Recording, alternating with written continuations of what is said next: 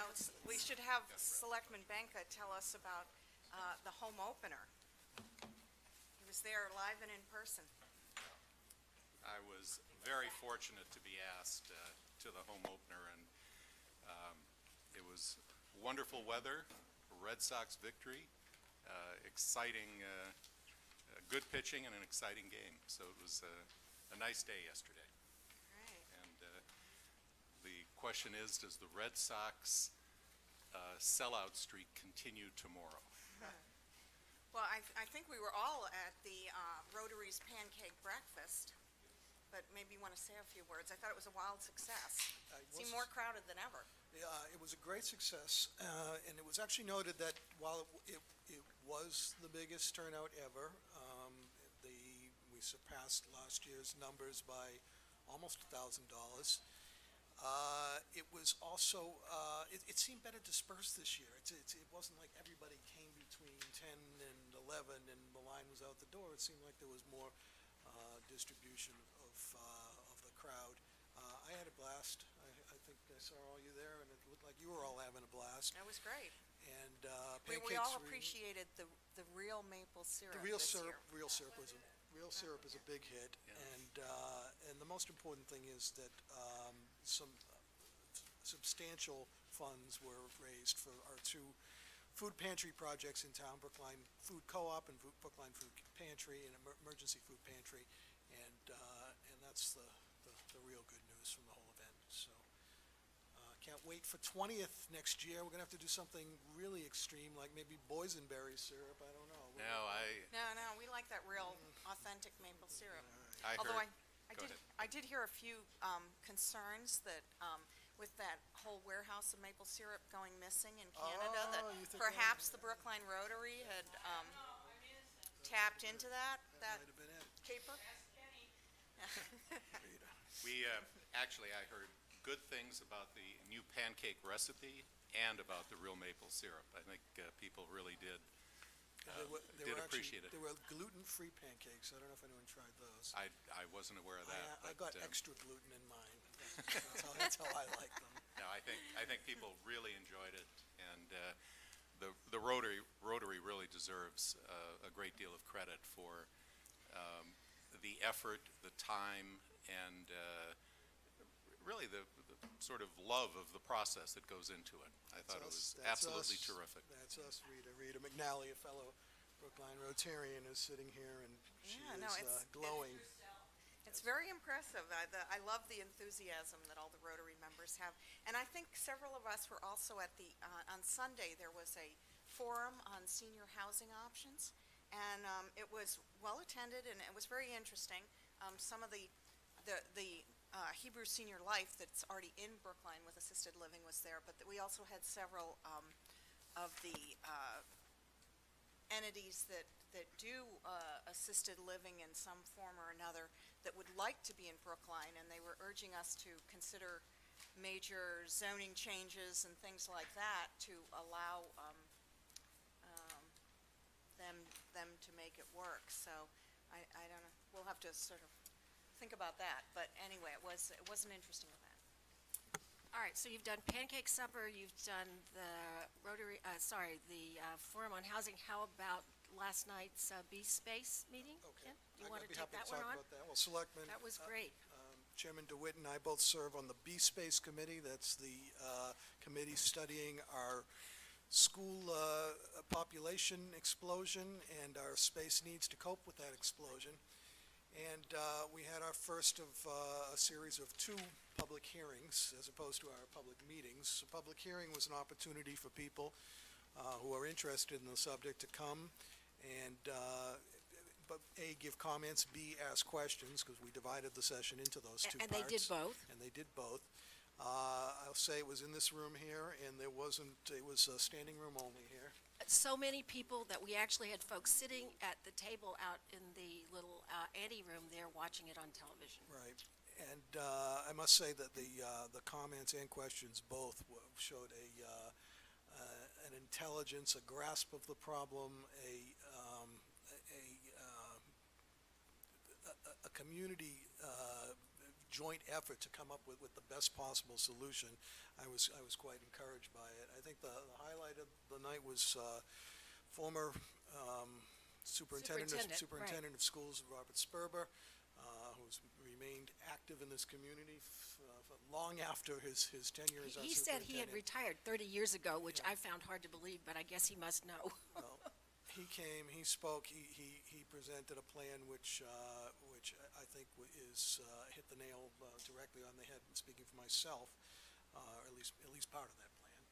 And I look forward to our second hearing, and as we can also refer anybody who's interested in this subject to please, and by all means, go online, the school committee, the town's website. It's very easy to find the sub-web space for the B-Space Committee, and there's a FAQ on there, frequently asked questions, that dissects the issue in very fine detail, gives you a pretty instant education on the subject.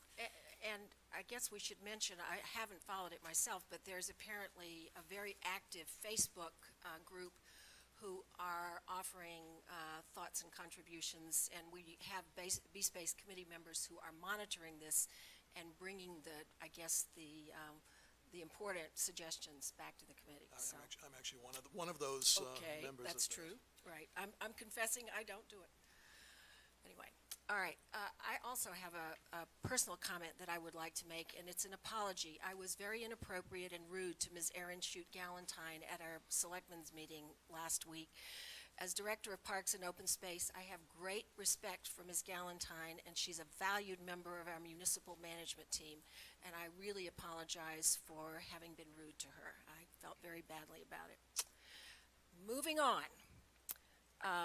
just to talk about some upcoming events. Tomorrow evening in this room, there will be a League of Women Voters Brookline Neighborhood Alliance and Town Meeting Members Association co-sponsored Candidates Night for all candidates running in the April 30th municipal election. I believe there's also going to be an afternoon that will be held at the Brookline Senior Center on Thursday at 3:30 p.m. On Friday at 6 p.m. in the Brookline Access Television Studio, there will be a send-off for all 25 Team Brookline Marathon runners, representing Brookline Mental Health Center, the Teen Center, the Brookline Education Foundation, and the Brookline Library Foundation. And on Monday, Patriots Day and Marathon Day, the Brookline, at the Devotion House at 347 Harvard Street, William Dawes will ride through on his horse to proclaim to the militia in Lexington that the British are coming. So everyone is invited both to come to the Devotion House and also to watch the marathon and cheer on Team Brookline. What time did you say that was? 10:30 in the morning. Yep. All right. Anybody else want to add? Nope. Then let's go to the miscellaneous calendar minutes. We have 2 sets. Any corrections or additions to March 27th or April 3rd? I have some edits. Oh, good. I would be disappointed if there weren't any. I had Anybody some else? edits to the April 3rd minutes, which I've given Kate already. Okay, then I will move, we approve minutes from March 27th and April 3rd as amended. All in favor, please say aye. Selectman Daly? Aye. Selectman Benka? Aye. Selectman Goldstein? Aye. Chair votes aye. And the next item is a preservation restriction for property at 20 White Place. You can come as a group. That would be nice. Who's speaking? All of you? Singly? Together? In chorus? Whatever. I have to say, I was quite impressed at the thickness of the document. I bet. Well, you know, it's historic New England. I'm Greer Hardwick with the Brookline Preservation Commission, and I'm pleased to introduce David England, who actually is an old, well, I should say, is a former member of the Preservation Commission and the I believe former chair of the former Preservation chair, I was just about to say, has been involved with the Historical Society, the Friends of the Brookline Preservation Commission, and most recently the Friends of the Olmsted Fairstead, and has done quite a lot. And unfortunately, David's moving on to, actually we're doing a reverse commute. He's moving to Texas, believe it or not. And he has one of the most unique houses next to the Devotion House in Brookline. And as his parting gift and a wonderful offer to Brookline is putting a preservation restriction on it and giving it to with Historic New England. And and the Preservation Commission at their last meeting voted unanimously to support it. We've given it to Jennifer, who's viewed it and looked at it, and I don't think there's been any problem. So I'll hand it over to, and this is Sally Zimmerman from Historic New England. Right. And her colleague. So, Hi, thank you for taking this up and for putting us early on your agenda. That's always appreciated. I was at town meeting in Lexington for several long hours recently.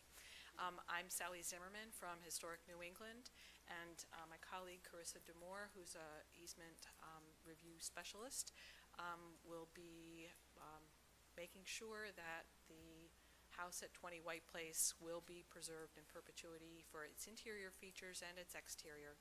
You know, I think that it has been dated to 1683, and that's using a wonderful, very exact science called dendrochronology, which can be quite relied upon. Right. So now we actually but can would you say just that. explain what it is? Sure. It's tree right? Ring dating, right. Tree rings. basically.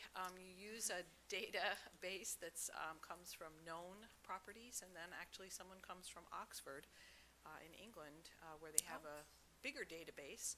They drill a hole through the beams and pull it out and count the tree rings and compare it against known samples, and then they can date the felling of those timbers precisely. So we know that it has to have been done at that time, which is a great, remarkable piece of science and a wonderful thing to understand about a house that is kind of hiding in plain sight, but is very, very special and will be to Historic New England and the town of Brookline forever. And we are very grateful to Dave England for having stewarded it to this point and done such a remarkable job of that, so that it comes with the easement in such remarkable condition.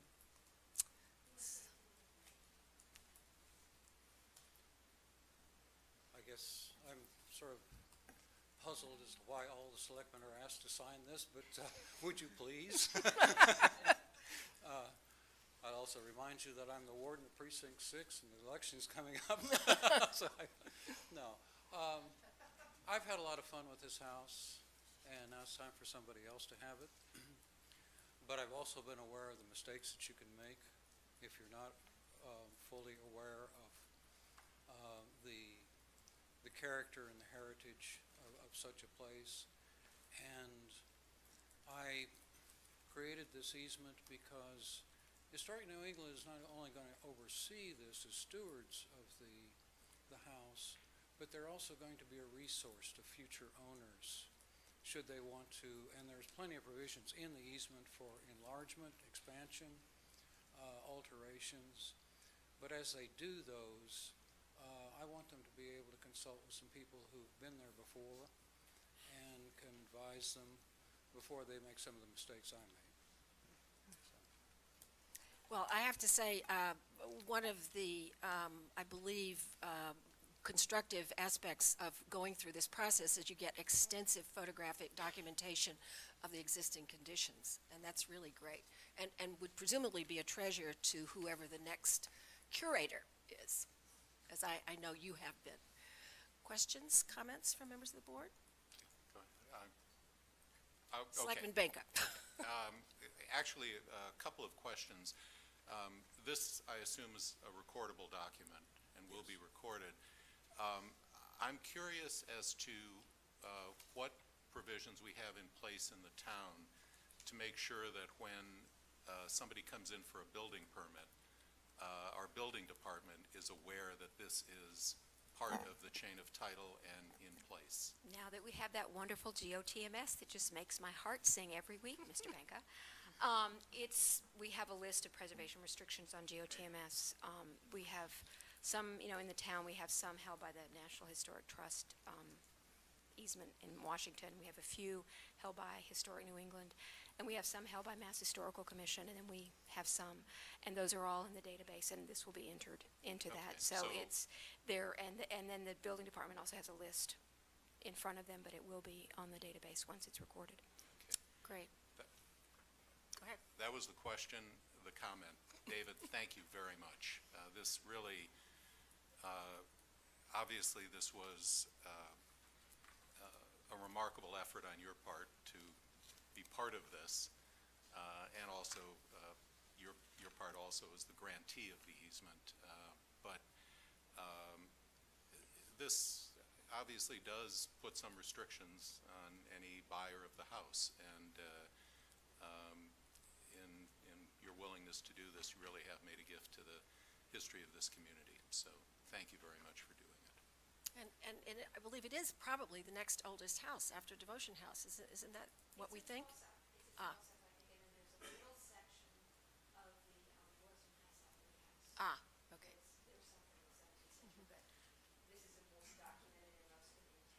I see. Selectman Daly?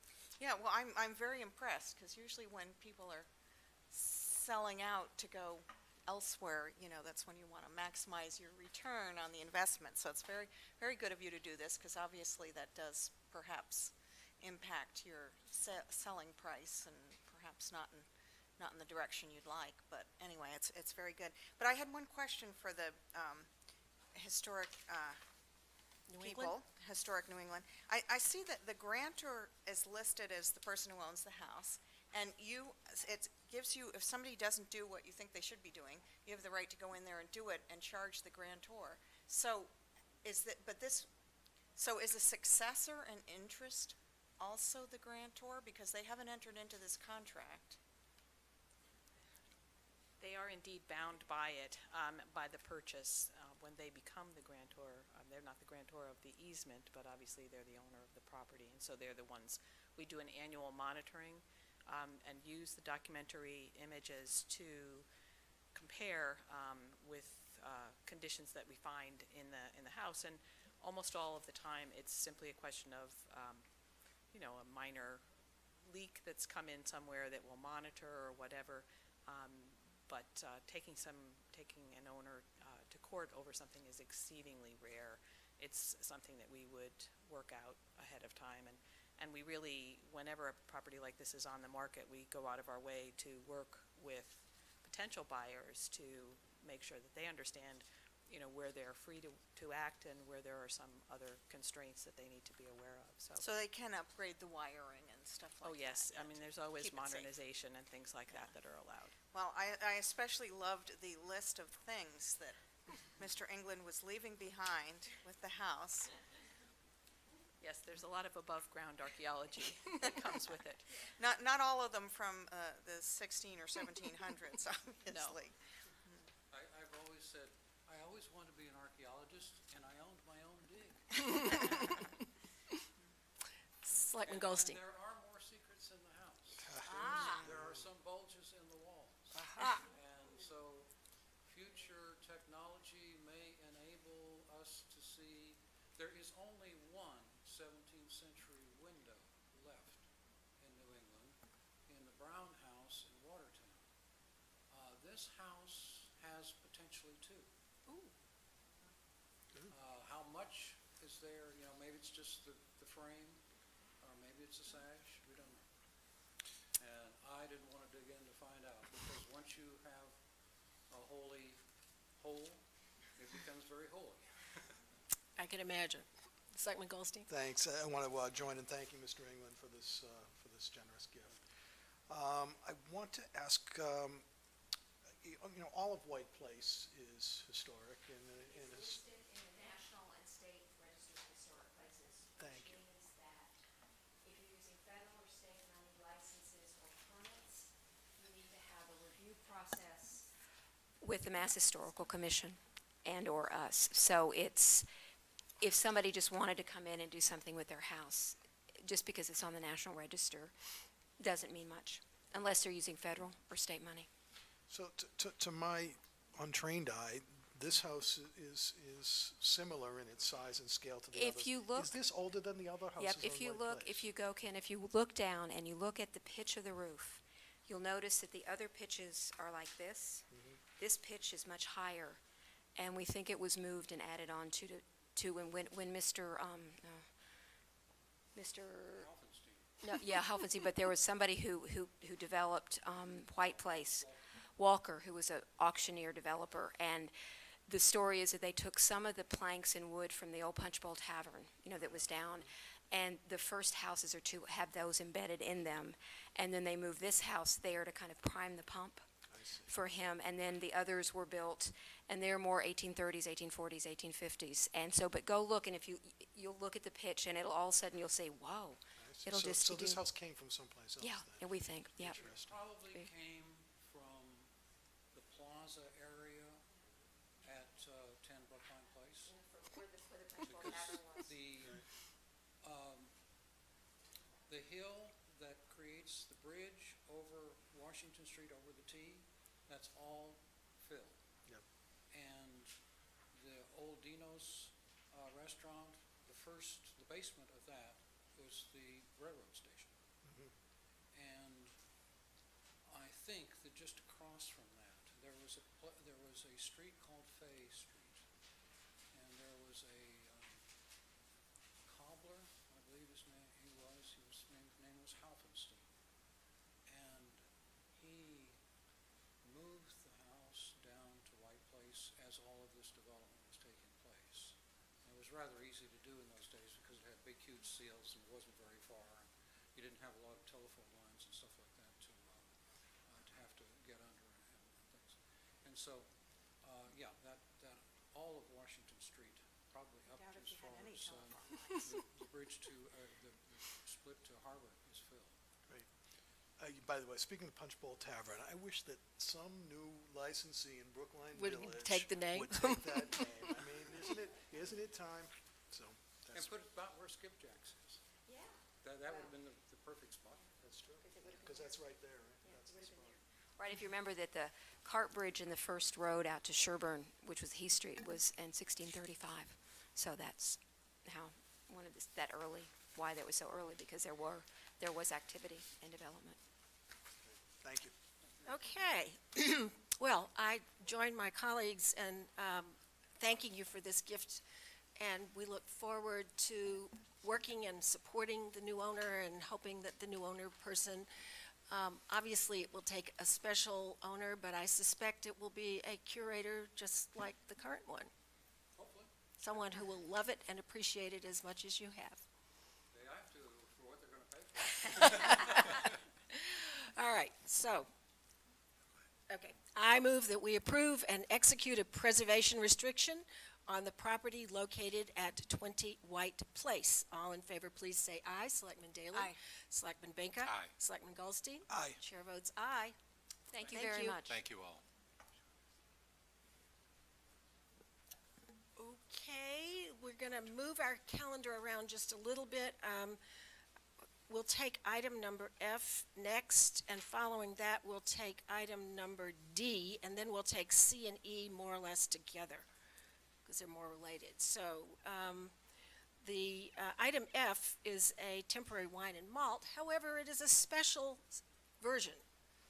Mr. Cronin, tell us Yes, about it. Just briefly, so if you recall, we've been before the board a couple of times talking about events leading up to the 2013 U.S. Amateur at the Country Club, and one of our goals, actually our primary goal, is to make this a community-oriented event.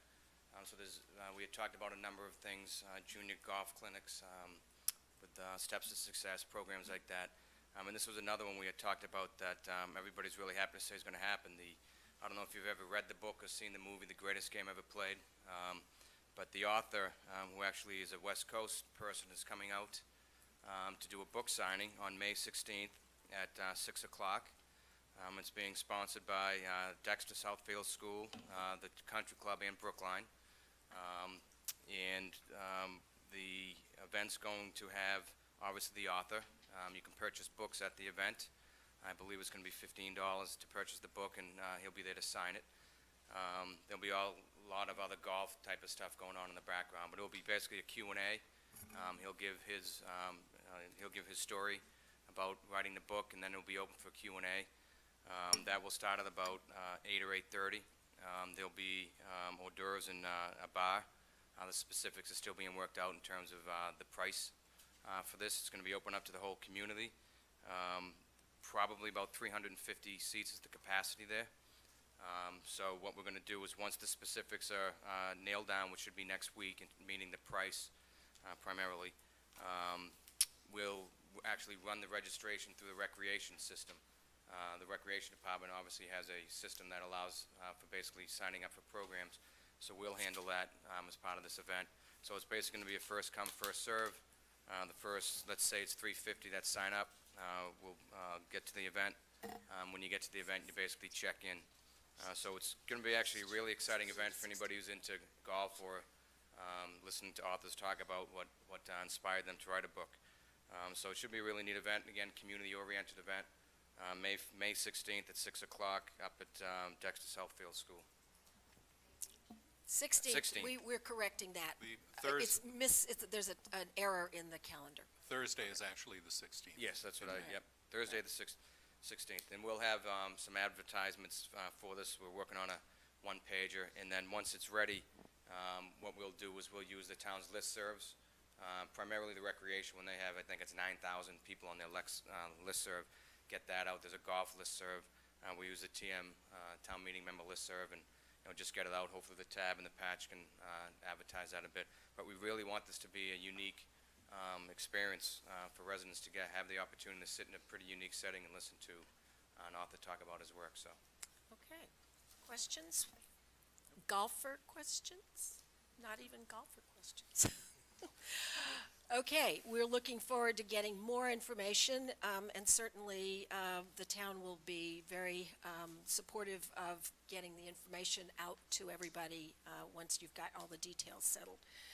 Therefore, I move that we grant a temporary wine and malt beverages license to Dexter Southfield School for a book signing and reception with Mark Frost, author of The Greatest Game Ever Played, to be held on Thursday, May 16th from 5 p.m. to 8:30 p.m. in connection with the 2013 U.S. Amateur Golf Tournament, which will be held at the Country Club in August. All in favor, please say aye. Selectman Daly. Aye. Selectman Benka. Aye. Selectman Goldstein. Aye. Chair votes aye.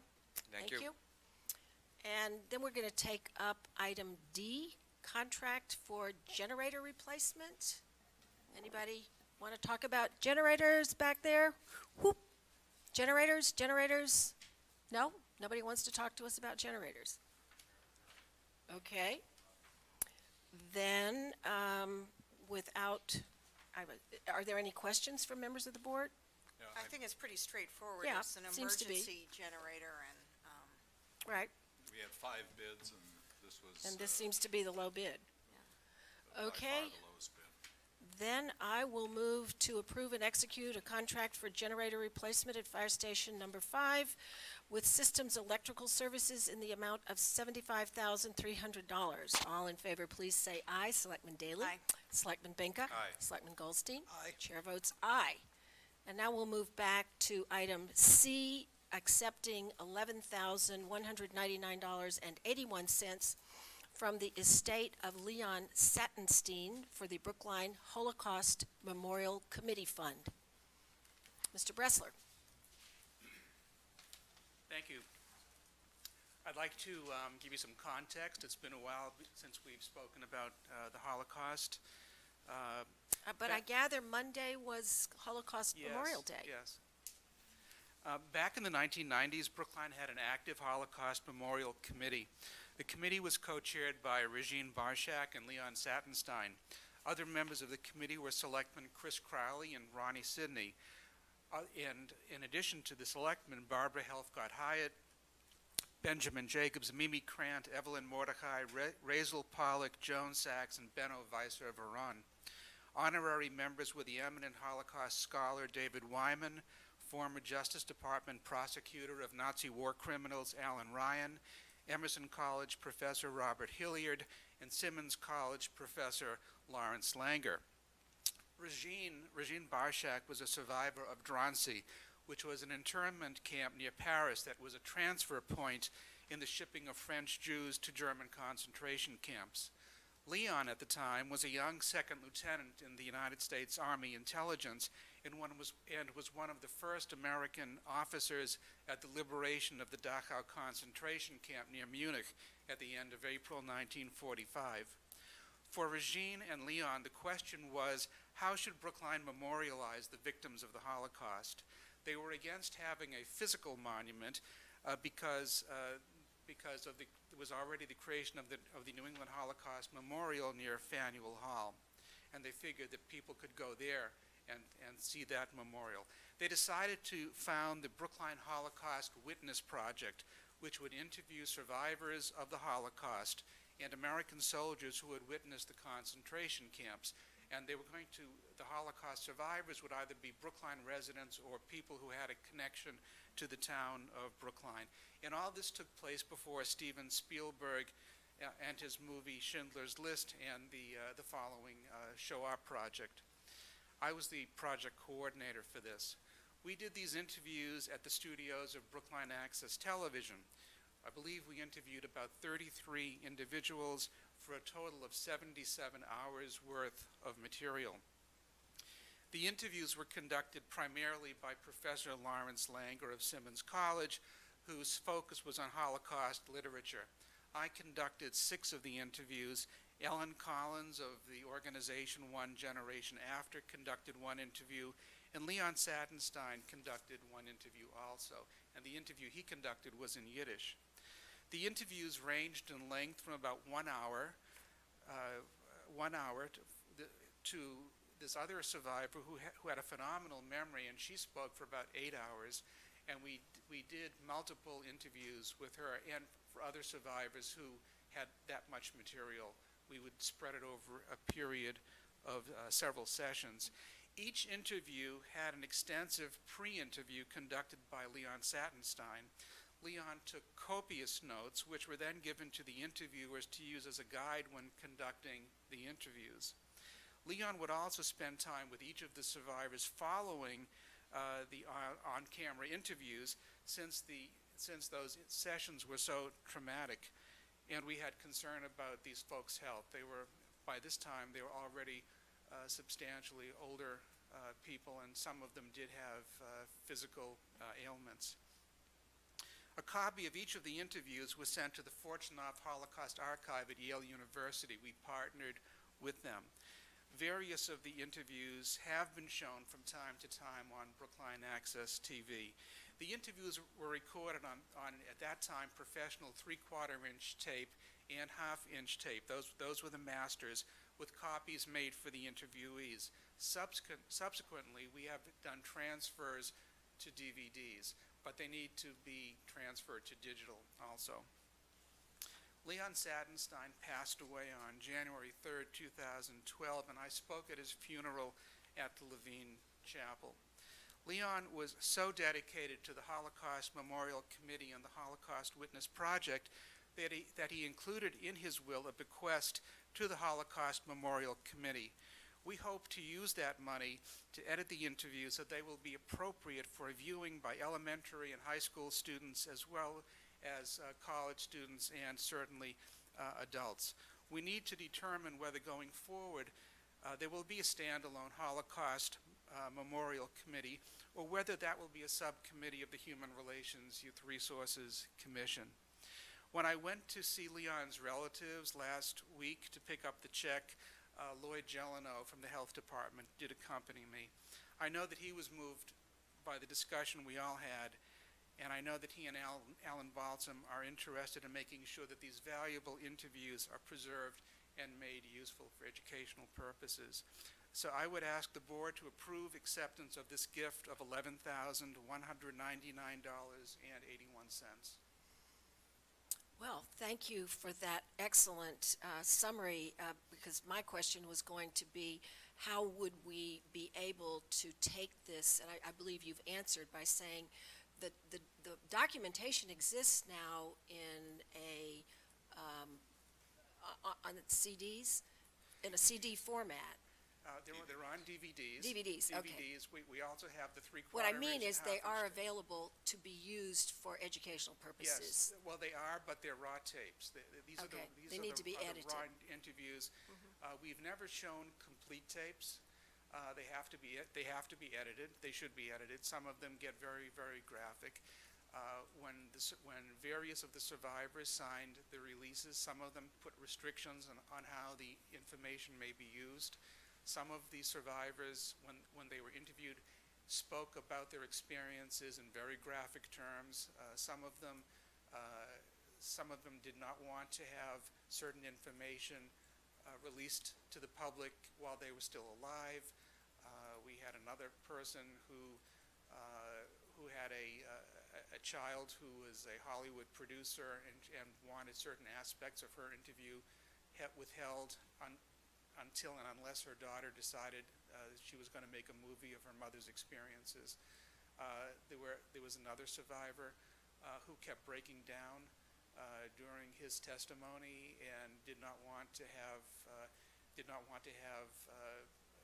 the parts of the videos where he was crying, breaking down, shown to the public. So they do need to be reviewed. We also have Leon's notes that can be used as a guide.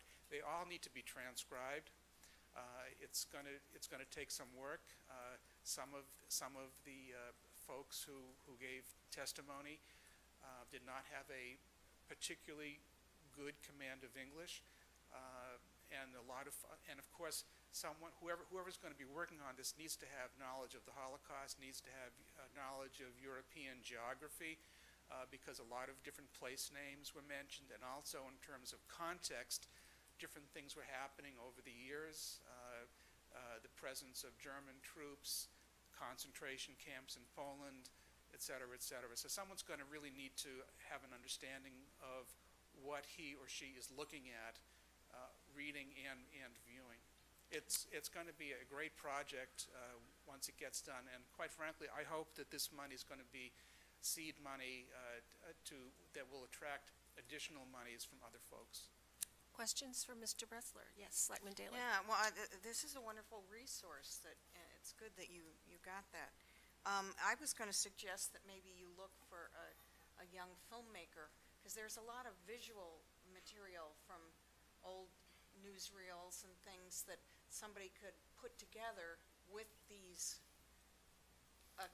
verbal accounts to make kind of an interesting and informative little video.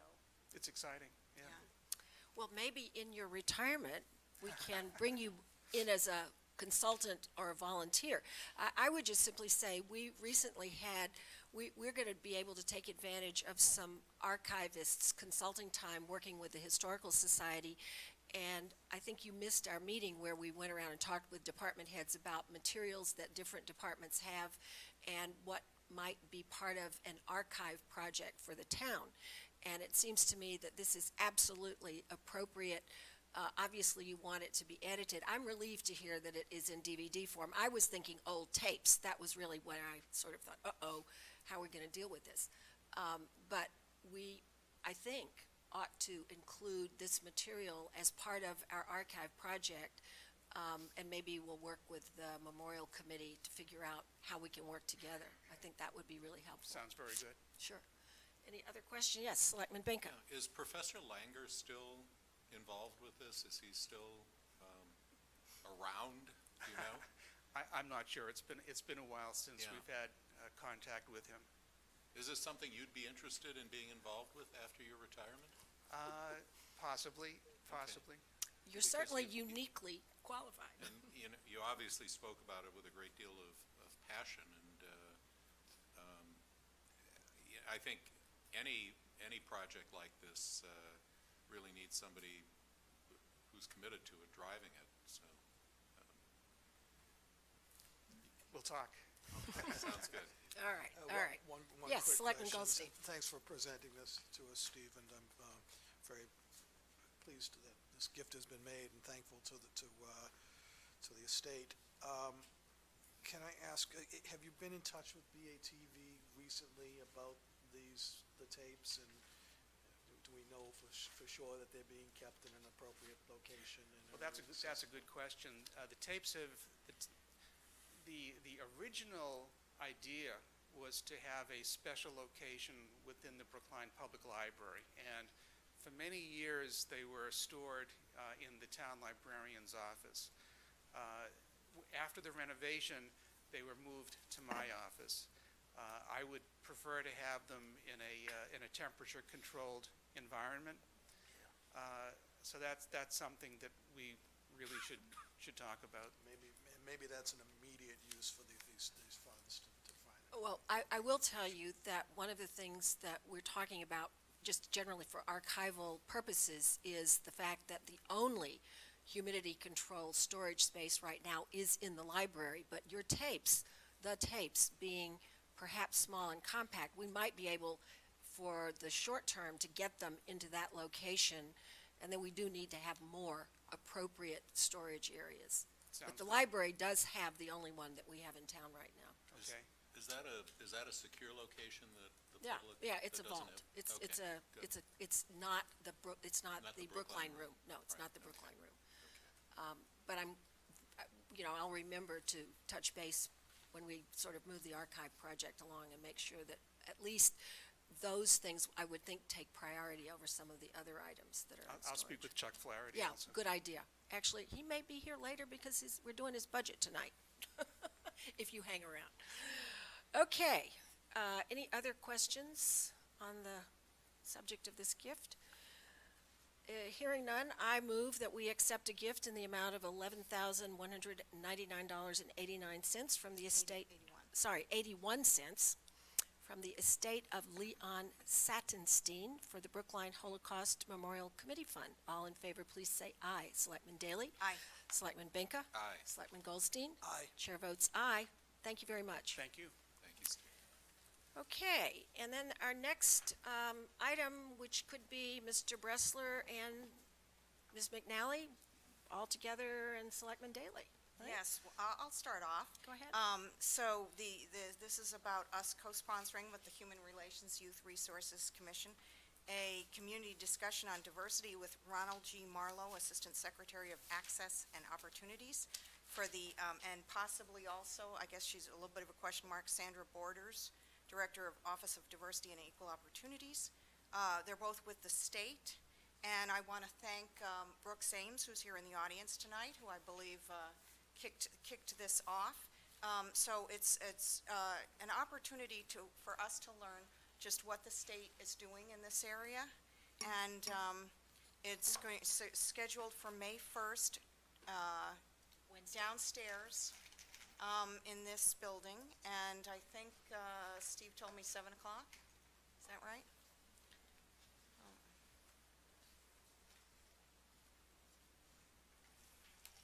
Okay. Sorry. Anything else?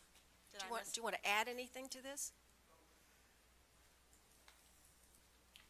We're still in discussion with Mr. Marlowe as to what the format's going to be and the content, so we'll get back to you as soon as we have that locked in. I have a quick question. Sure. I remember hearing a couple weeks ago that Mr. Marlowe was going to be at a meeting of the Human Resources Commission. Is this May 1st event in lieu of that? Or Yes. Is he's, okay, thank you. This is, yes, kind of inviting the public, and I hope that we will have gotten organized the committee on, our committee, Diversity? to look at diversity and affirmative action, et cetera. And if we have been able to vote the members on, that would certainly urge them to come on this occasion. So I want to especially thank Steve. I don't know how many more times we're going to see you Right. here before us, but as he's trying to transition out and wrap things up and pass them along to other people, he's still on the ground setting this up and doing the various things he has to do with human relations. And it's been a quite a number of years that you've been with the town of Brookline. 39. 39. So that puts you up there with Andy Pap Sturgeon, I think, There you go. for longevity.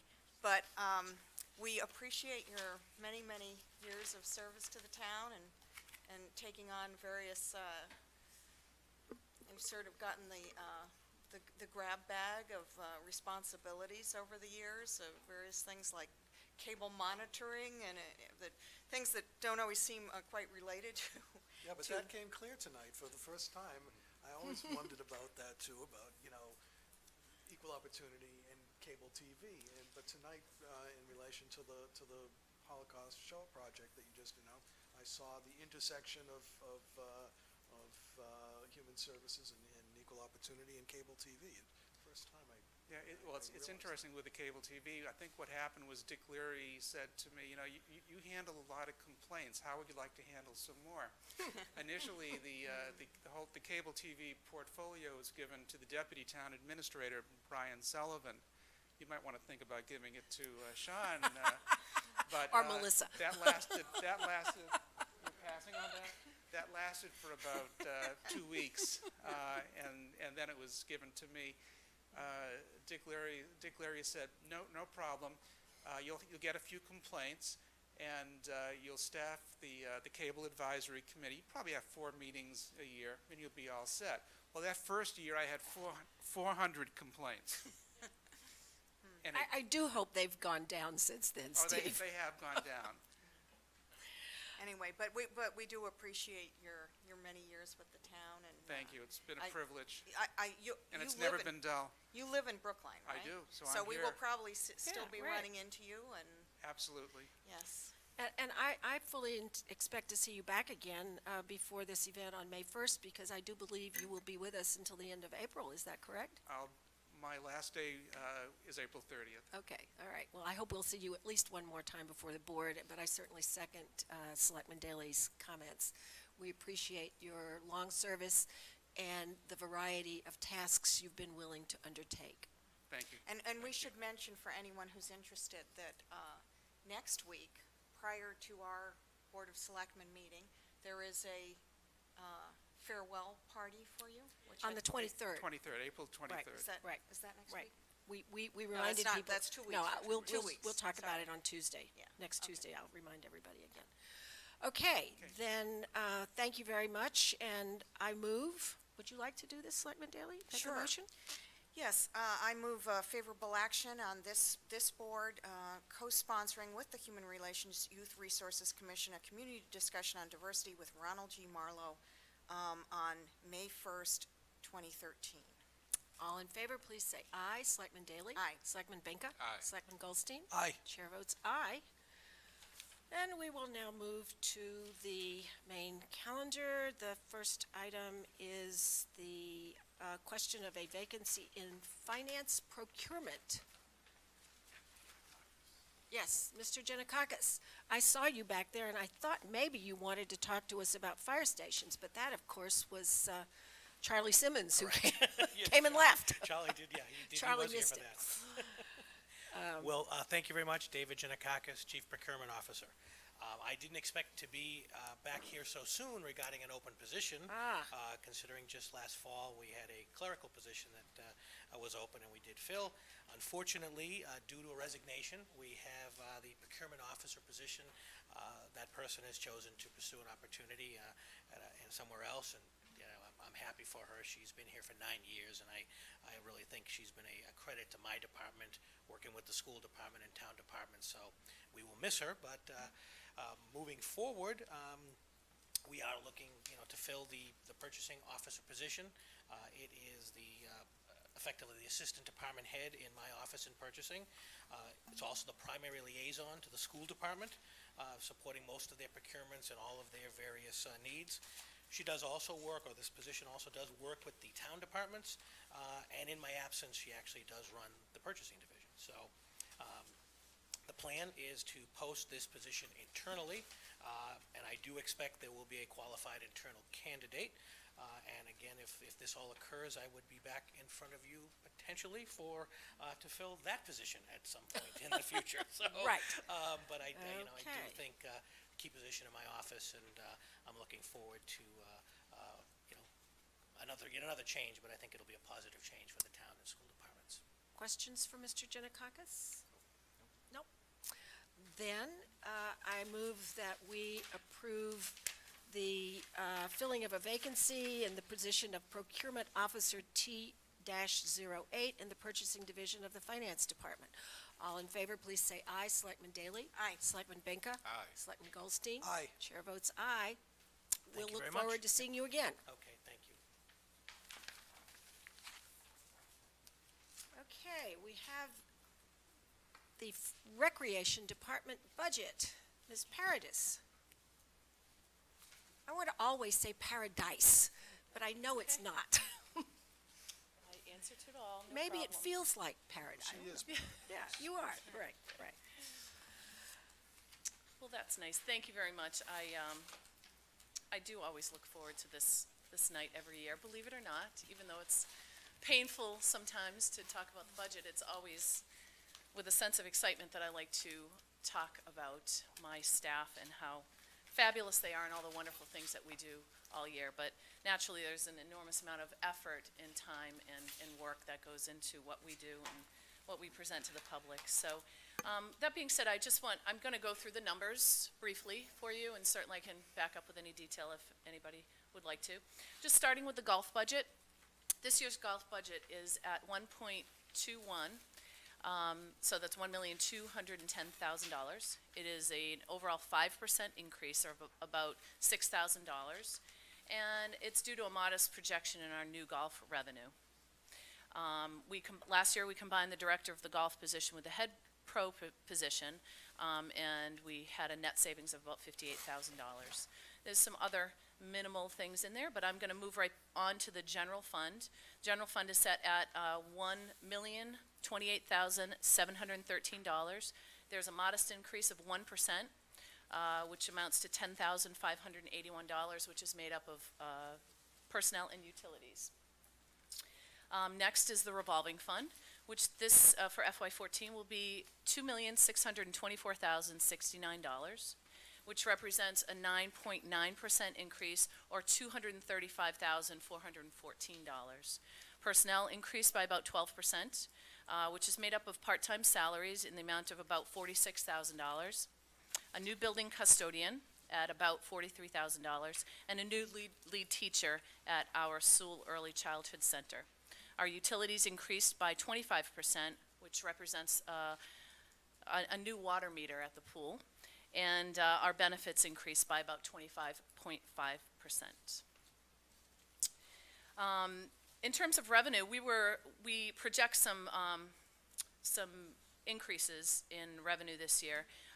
Aquatics, we project about a $46,000 increase in part-time salary, in programs and services. And Elliott, at the Elliott Center, about 14.6%. There's a decrease in revenues. The skating rink is increased by about 14.2%. That's due to a new fee and rental policy that we've initiated. And then outdoor athletics is an increase of about 26%, which is based on our actuals from FY12. We will also increase about almost 12% at the Sewell Rec Center because we've added a new classroom and the registration fees that go along with that. So I didn't know if at this point you had any questions about the numbers, but if you don't, I can move on to, okay, great. Awesome. Okay, so this year has been a year of really looking at the business itself of recreation, a public business within the municipality. And some of the things that we've been looking at and making as part of our mission has been to continue to shape the rec department to be responsive, continually responsive to the community needs, knowing the real cost of doing business, validating the tax subsidy from the town through cost recovery, using our goals as performance indicators to achieve real results that mean something to the community, and to continue to create and encourage a dynamic community presence that thrives in all economies. I feel like we've done very well in all of those pursuits this year. So I can back you up with some numbers on that. In terms of cost recovery, in FY12 we were at 70.1%. This year I'm happy to say we are looking at 76.3% cost recovery. which represents obviously less tax subsidy for our total budget. We have instituted completely our cost recovery policy and model. And we've actually executed the cost center model, which breaks up the business that we run into 10 different cost centers. So we know not only what our cost recovery, our cost of doing business is for each one of the programs and services that we offer, we also know that in its own silo, and we know ultimately what it means to the business as a whole. On top of that, we've also instituted an action-based strategy for fees, for setting our fees. And that is a strategy that identifies services our agency should be in the business of providing and how best to provide those services effectively and efficiently. It's based on the Macmillan matrix for nonprofits, but it's sort of tweaked for our own agency. And we look at things like alignment with mission, financial viability, market position. And after we look at those things, it results in a recommended strategy that we as managers go through and decide whether to either invest further in the program or service, collaborate, divest, or provide subsidy. So we go through a whole series of layers before we set fees or before we adjust fees. And from there, I just wanted to talk a little bit about some of the great accomplishments that we had this year. Top of the list, I think, obviously, is Brookline Day. I think the staff in the town departments did a phenomenal job pulling that off with between 5,000 and 7,000 attendees. As you know, we're expanding to include a road race this year and some other items. I know I'll be back in front of the selectmen at some point to update you on what that's going to look like. I'm very excited about that. It's going to be a great project this year. This year we also fully involved ourselves in baseline concussion screening. So we are the first recreation department that we know of, either nationally that we know of, who is offering free baseline concussion screening for students aged 11 to 14, and we do this up to 14 because it's covered for those student athletes in the high school. So kids and their families are able to come in and get baseline screening so that they can effectively and safely get back on a playing field in the appropriate amount of time. So they have a baseline test to be able to have their physician look at in the future. I wanted to skip down to golf and let you know that golf rounds were up by 13% this year, and greens fees increased by $72,000 over the last fiscal year, while the pro shop merchandise sales were up by 10%. We always welcome new revenue at the golf course because, as you know, it's a struggle every year. We have a great business there, but it's always challenging at the golf course. So we're projecting that we're going to even do better things this year. The Sewell Early Childhood Center added a third preschool classroom to increase enrollment to 64 families. Our RAFT program, which is Recreation Activities for Teens, that program broke 1,000 participants this year, representing a full 70% of the 6th through 8th graders in the Brookline Public Schools. Recreation Therapy is our newest offering and our newest division in recreation. And as you know, is supported by tax dollars for that one full-time person. But we are offering at this point more than 40 classes and services for inclusion classes and services, separate from the services that we're providing for inclusion in all the other programs and services that we're already running. We have everything from nutrition and cooking, which actually just was another class today, which was pretty awesome. It was sold out. And to the LEADS program, which I've spoken to you about before, which is a program that we administer for kids who are between the ages of 19 and 23 and are identified at the school as having an IEP and who are getting from us work experience, experience with resumes, job skills, and ultimately training so that they can move on to get jobs in the community. So we are providing them with mentoring as well in all of our divisions. We also have, over 12 teams in the Special Olympics of Massachusetts represented in Brookline, and we have 5 basketball teams, one of which was represented, and thank you for announcing that too, was represented at the halftime show at the Celtics games a couple weeks ago. We also provide an enormous amount of camp support to the school department's extended school year program. And with rec therapy, we still have 1 full-time person, we have 10 part-time employees, and we have 50 volunteers and 200 plus participants, all in just over a year. So we're very proud of that.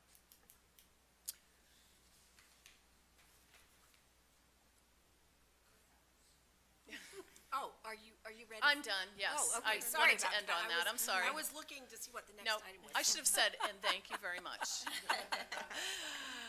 Anyway, Selectman Daly.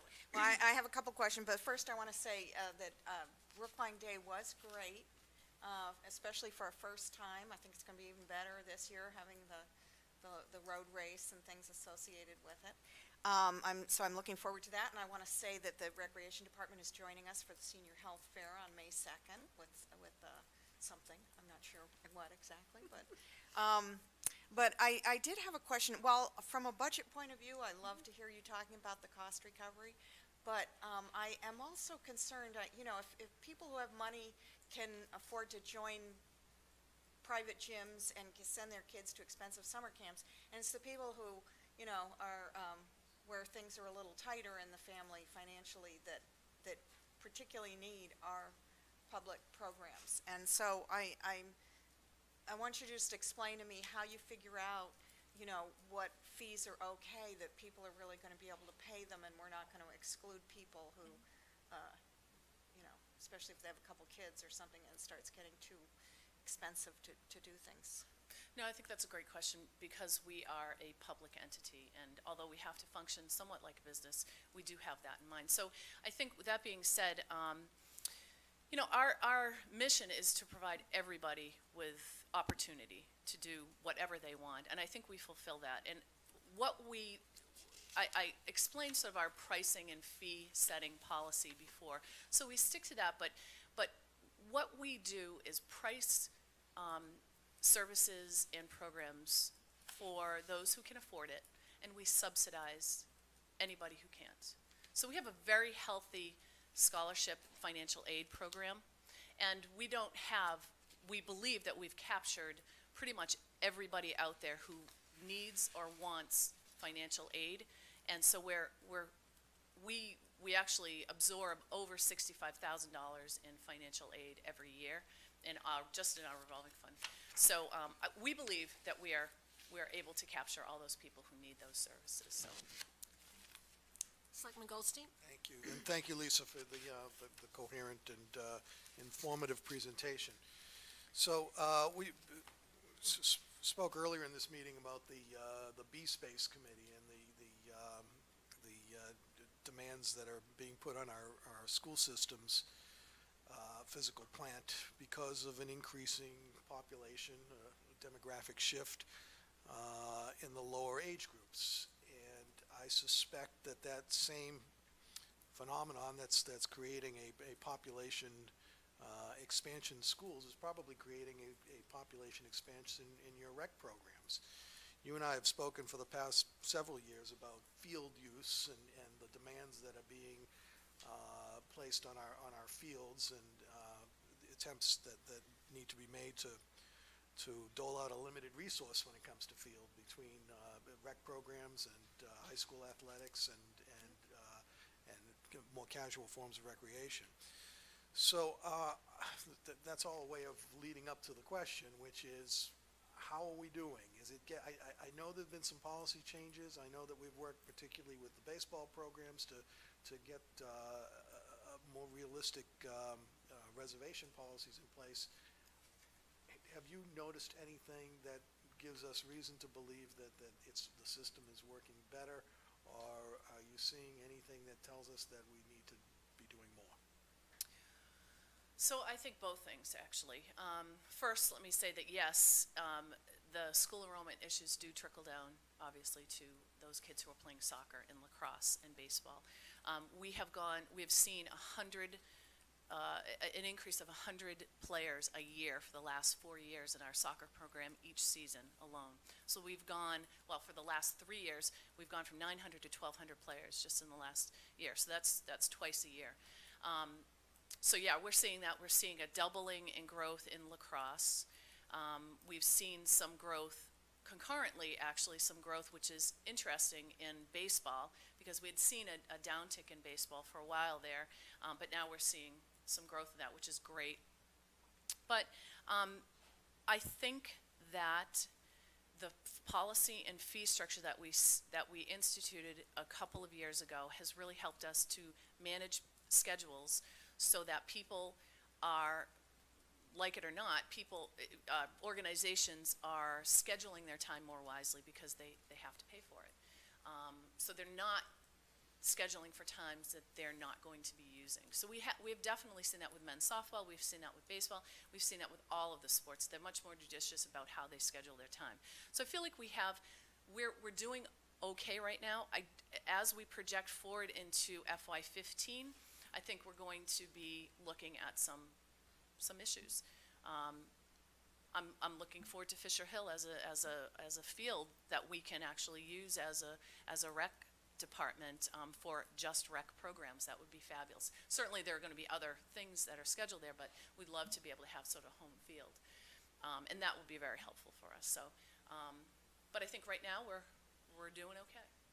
I'll vouch for the increase in the lacrosse program. My daughter's 7th and 8th grade rec program team had to be divided into two. There were just too many players. That's what we're seeing. I have because we're talking about kind of performance. The one thing in the performance indicators that jumped out to me, which I think you must have a clear explanation, is the Lars Anderson Picnic and Shelter events. Are you adding picnic tables or additional places for people to picnic? It's like 10,000 up. Well, you know and I just wondered what that meant. We actually have park rangers on site now, so we're able to really track those reservations. So we just know better now how many. Yeah. Yes, we do. Okay. And through our software, and they actually have portable. They have the ability to actually issue permits on site now. So Got it. So it's made a big difference. That answers my question. Selectman Benka. Yeah. With the teen center coming online, is the rec department collaborating, coordinating with the teen center? What is the plan? We haven't had a lot of interaction.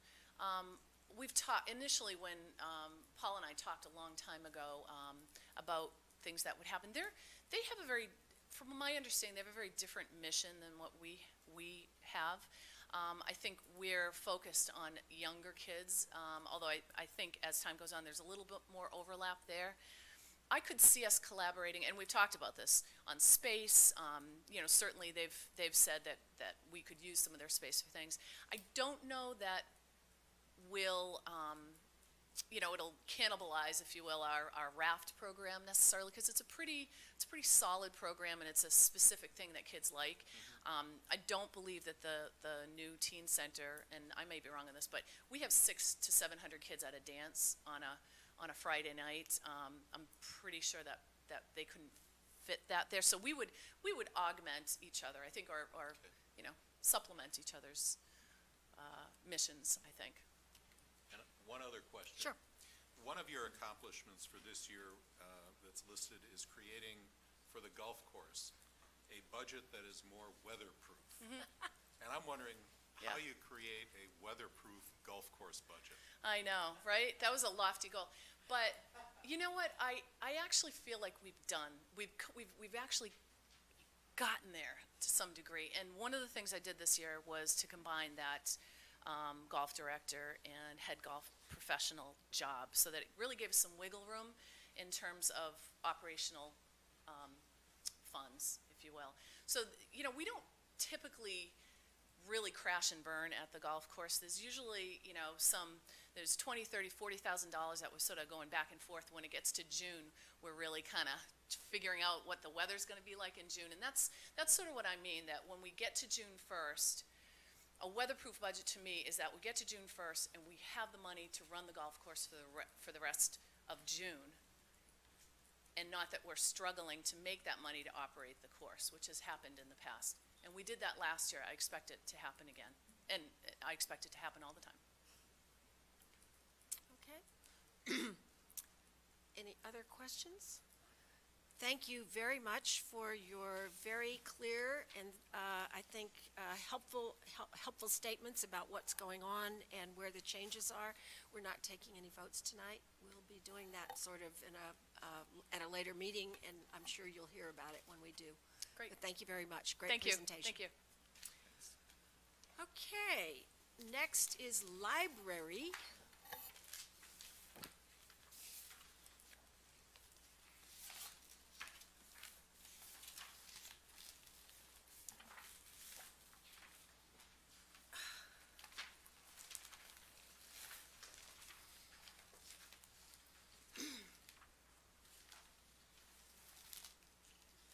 Mr. Flaherty, Folks, welcome. with me tonight, John Margolis, Vice Chairman of the Board. The full board is meeting next door. At their regular meeting, I At their gather. regular Sorry monthly about meeting, that. Yes, that's quite all right.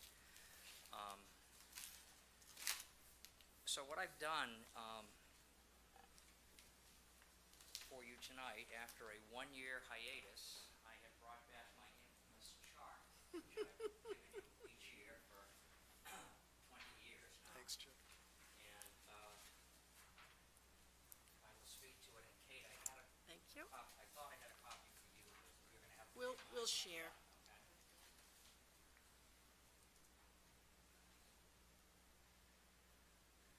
So what this basically tells us is that your library is now the fourth busiest library in the state. The last many years I've been able to tell you it was the third busiest, but Cambridge spent $91 million on a new building that some of you may have seen. And with a population of well over 100,000, they have moved past us in that ranking. But we still have the busiest branch library in the Commonwealth at Coolidge Corner, the third busiest at Putterham, and we are now ranked number one in terms of items circulated per full-time equivalent. I'm very pleased with the job that we're doing. Looking over our budget proposal, I tried to think of what the biggest issues would be that I could speak with you about tonight. And it continues to be the whole issue of e-books and downloadable audio and video. Last year we circulated 6,800 e-books. We've already gone past that twice this year. We've doubled that circulation already. There's about 3 months left in the year. The top publishers are now reporting that 25% of their adult trade business is electronic. That's a big number, and it's growing. In terms of our total circulation, it's a tiny number, but the demand is growing very, very rapidly. The biggest challenge for us remains what it was when I spoke with you last year, and that is that many of the major publishers will not sell to libraries. After having peacefully coexisted for more than 100 years in terms of buying print materials and offering a discount to libraries, publishers are either not selling at all or are selling at tremendously inflated prices or are coming up with other pricing models that make it just incredibly difficult for libraries to provide the kind of materials that the public is seeking. So this is a major challenge for us. The American Library Association is working hard, meeting with the publishers, and we are starting to see some breaks in the system. And as some publishers are starting to release new models and whatnot to make it more manageable for us to move forward. But that clearly is a big issue for us. Now, as that demand grows, one of the things that it's led for us to do over the last couple of years, as people have been given Kindles and iPads and whatnot for Christmas and the holidays, and they get them unwrapped and they don't get much further, we've done classes for people in terms of how to use that technology. Another little wrinkle here is that the method for downloading is often clunkier, if you will, than I would prefer it to be. So we've done classes on that. What we've found, though, is that really what seems to work best are one-on-one classes. So we're offering half-hour sessions for the public. You can sign up and arrange for a half-hour meeting with one of our reference staff, and they'll go through the process with you and kind of hold your hand through it. So that's how we're responding to that challenge. The other real challenge that I think we're facing, and it relates to e-books, a lot of people don't know that libraries would offer access to e-books. Surveys tell us that a lot of people don't know quite what the library offers, not just here but across the country. So one of the things that we're really trying to wrestle with now is what's the best approach for us to get our message out? How do we best communicate with our clientele? Historically, we've used newspapers and we've used posters and flyers and bookmarks in the library as a means to do that. We're now very active with social media, the Brook Online product that the town uses, Facebook, Twitter, Tumblr, Yelp, all the various social media outlets are avenues that we see as potentially helpful to us in terms of communicating with our public. Of course, we're making tremendous use of email. I mean, not too many years ago when any of you reserved a book, you'd wait to get a notice in the mail from us. And almost no one waits for a notice in the mail anymore, I'm happy to say. You either get an email or you get a text message on your phone telling you that the book's ready to be picked up. Looking back at the past year and what we've accomplished, what stood out to me were the partnerships that we've been able to either develop or build upon in the past year. The Senior Center this year, we did 2 workshops at the Senior Center where we sent a reference person over to help train seniors in the use of the Kindle and talk about social media as well. The Recreation Department, Lisa just left, but we just did last weekend our 3rd annual mini golf at the library program with the Teen Center. We had teens in Saturday night and we had young families in Sunday morning. The very best story, this has been a fun event for 3 years, but the very best story this year, I was behind the desk and a family of 4 came in. The boy was about 5 and his sister was about 3.5. And I noticed that the boy had his own putter. So I made a big deal, saying, "Boy, you're the first kid that's come in today with his own putter." And very quickly the girl held up her, "I've got mine too." And the putter was about this long. I mean, it was fabulous. But I think everyone, especially Sunday morning this year, had a really good time. Tonight, actually, ran into one of my staff members on the elevator. We're doing a program called Story Walk with the Parks and Open Space Division, where 2 stories have been chosen, and pages from the book will actually be laminated and posted in 2 parks for reading along a trail at Halls Pond and down at the Muddy River Olmsted Park. And I passed Paula. She had been before the Parks Commission and she was going before the Conservation Commission tonight. So hopefully both those will move forward. Climate Action Brookline we worked with this year in sponsoring the Brookline Reads program. The Friends of the Library they've always been supportive, but this year they've taken on a new initiative really trying to help us with staff development. And we've held 3 brown bag lunch programs where we will have sent a staff member to a conference or a program. They come back and the Friends buy lunch and other staff come on their lunch hour and learn from their peers. One of these programs was on emerging technologies, the other was on teen services, the other most recent program was on our Brookline Room and local history resources. Along that line, with an organization called the Digital Commonwealth, we're going to be able to work with the school department and copy all of the Merivian yearbooks and have them digitized so that they're available through the library website. The last thing I'll mention too, for this year in terms of collaborations and partnerships is the whole Team Brookline initiative, which started here. You selected 4 charities to work together on the marathon fundraising event. There's actually a member of the IT department here took it upon herself to run a fundraiser for the 2 town employees that I know. There may be other employees that are running, but Rashid in the assessor's office and Colin Wilkins at the library are both running. So if you're not busy tomorrow night at 5 o'clock, you could stop by the Smokehouse. There's a small fundraiser taking place. For those people that might be listening at home, if they go to the library website, they can contribute to any of the 5 library runners, or they could go to the Team Brookline site to contribute to any of the 4 charities that are running in this year's event.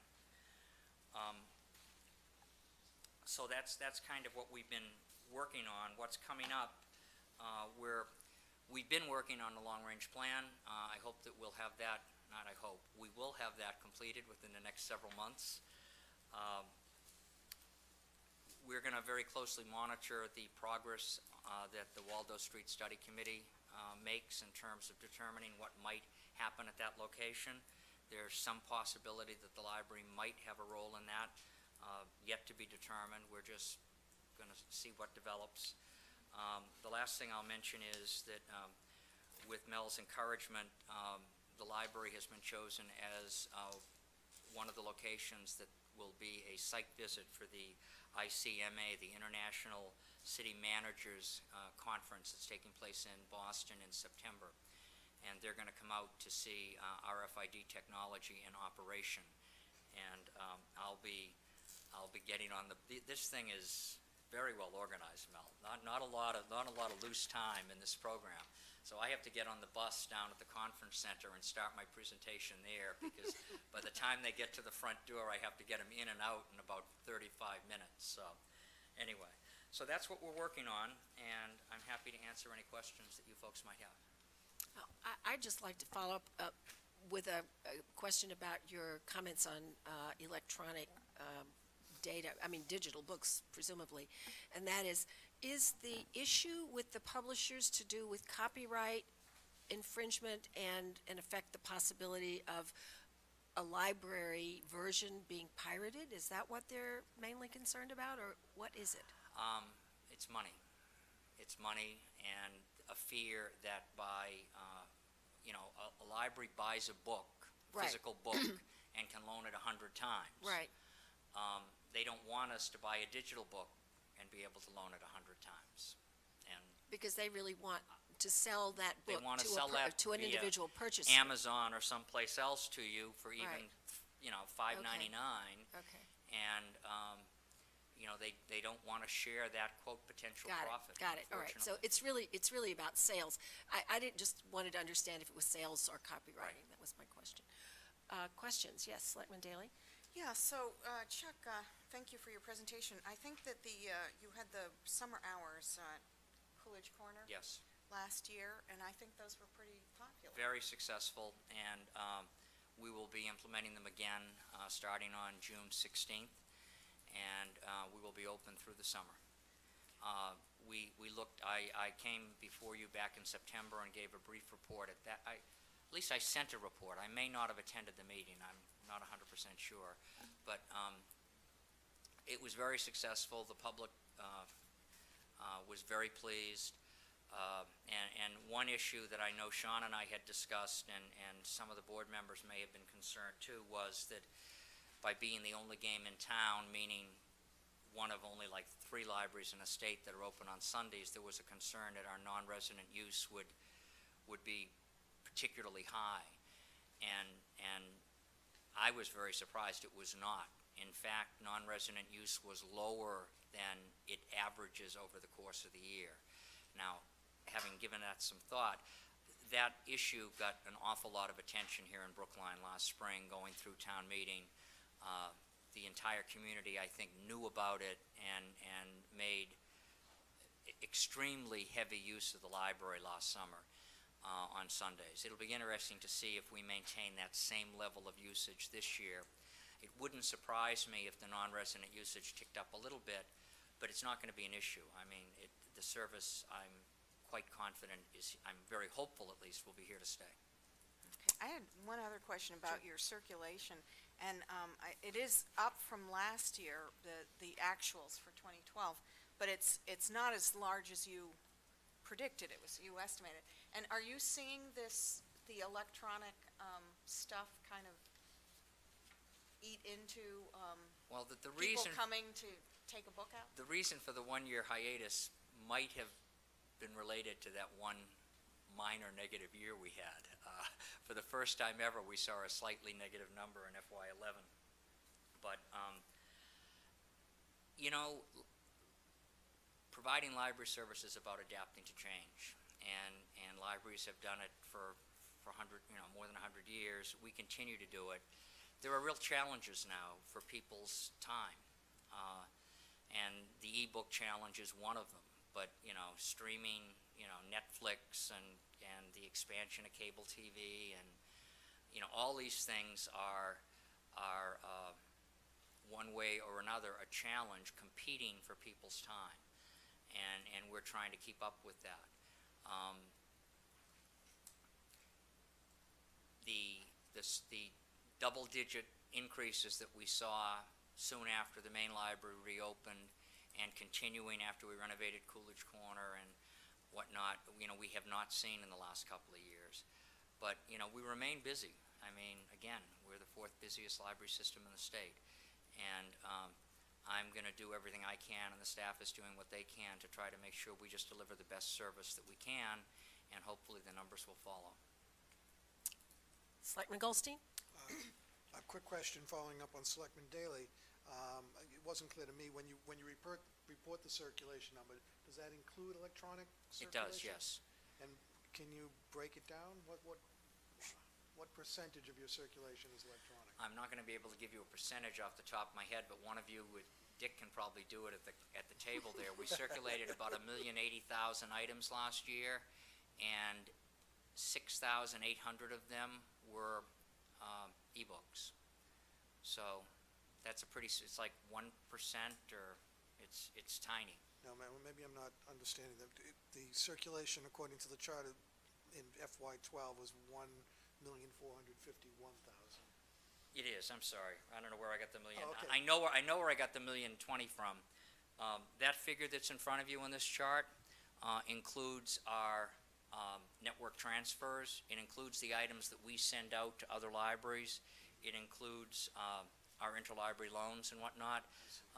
The number that I just had in my head was from some numbers I was looking at on the state's website today, that limits that would not count, would take away from that 1,004,000 the items that we would send out to other libraries, which I would point out are much more labor-intensive circulations, much more costly to us than you coming in and picking the item off the shelf and taking it home on your own. So the electronic circulations, I'm sorry, are less than 100,000 of the... Oh, absolutely. E-books were like less than 7,000 last year. It's growing exponentially, but it's a tiny number to begin with. Okay. Changing tax for a second, I remember in the last year a couple incidents, I think at the main branch, where there was some security problems. Mm-hmm. There was some somebody who was pickpocketing or walking away with personal computers, and I'm wondering if do you track those incidents? Is there more that we should be doing to protect people's safety, personal safety, and property at the library? I have not kept statistics year to year, but we do follow up on every incident with the police department. I've actually been doing this sort of thing now for 38 years, and I was director in Framingham for 12 years before I came here.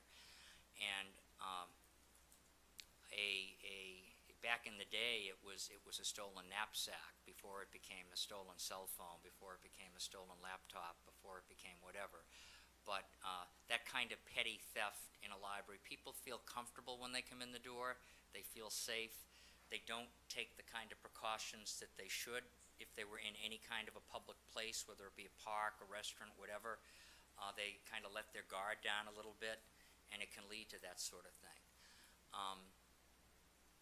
Libraries, recently the Newton Public Library has had, I'm sorry to say, a few incidents that made the press, and they were that kind of petty theft that was, one of them was interrupted, and it evolved into an altercation between the thief and the patron trying to defend his stuff, and you know, you don't want to see that sort of thing happen.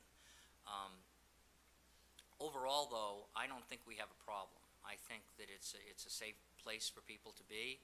There are unfortunately incidents that happen from time to time. You know, anyone can come through our front door. Until you do something that's in violation of our posted rules and regulations, you can be there. We have homeless people in the building every day, and I can tell you that for the most part, it causes us no problem. It's something we monitor, we pay attention to, and one of the things that I'm pleased that we did, we have closed-circuit TV cameras on all of our exterior entrances or exits. We don't have closed-circuit TV cameras throughout the building, but we have them on our exit doors. So when we do have a problem, they've proven to be very helpful in terms of catching people. And it's going back to my Framingham days, when that building was being designed, they were talked about, and I remember arguing against them. Now, it was 1978, and I was 28, and I wanted nothing of Big Brother watching. When it came time to renovate this building, I was absolutely convinced it was the right thing to do, and it's proven to be that. Related question, I've also heard in the news, and maybe not in Brookline, but in other places, concerns about abuse of public internet terminals in libraries, and it's a whole range of issues. Absolutely, yeah. Anything that we've experienced in that, or any policies in place that we should be aware of? We certainly have had some issues with it over time. When people log in, they have to accept our policy, and that would prohibit that type of activity. Now, the Supreme Court has wrestled with a definition as to what is pornographic and what isn't. One can certainly find pornography on the internet if that's what they want to find. We filter in our children's room. We do not filter upstairs in the adult areas. If we did, we'd be taken to court by the Civil Liberties Union and we'd lose. But we do watch carefully, and I ask the staff not to closely monitor what people are viewing, but when they're walking by a bank of terminals, they glance over, and if they see something that they feel is inappropriate, they are encouraged, required to approach and speak to the individual. In the early days of the graphical interface, before the main library reopened, just when the World Wide Web was coming up, when I had these discussions with staff, some staff people were pretty uncomfortable with that. Why don't we wait till someone complains? And the problem with that is if you wait until someone complains, then you've got two people that you have to deal with. You've got the person that's viewing it and the other person. We approach people, we let them know that what they're doing is inappropriate, and if they do it again, they're not going to be able to utilize our services. And in 99.9% of the cases, well, I was looking up cat food, and this is what came on the screen, and it'll never happen again, and I'm sorry, they get red in the face, and the problem goes away.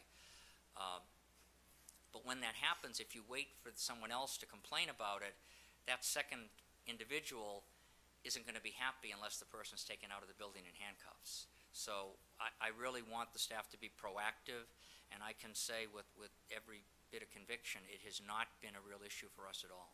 Well, I think that's probably a testament to your leadership on the issue then, but it hasn't. Thank you. Other questions for Mr. Flaherty? Well, thank you very much. I guess, Mr. Margolis, is there anything you would like to add, having sat quietly throughout?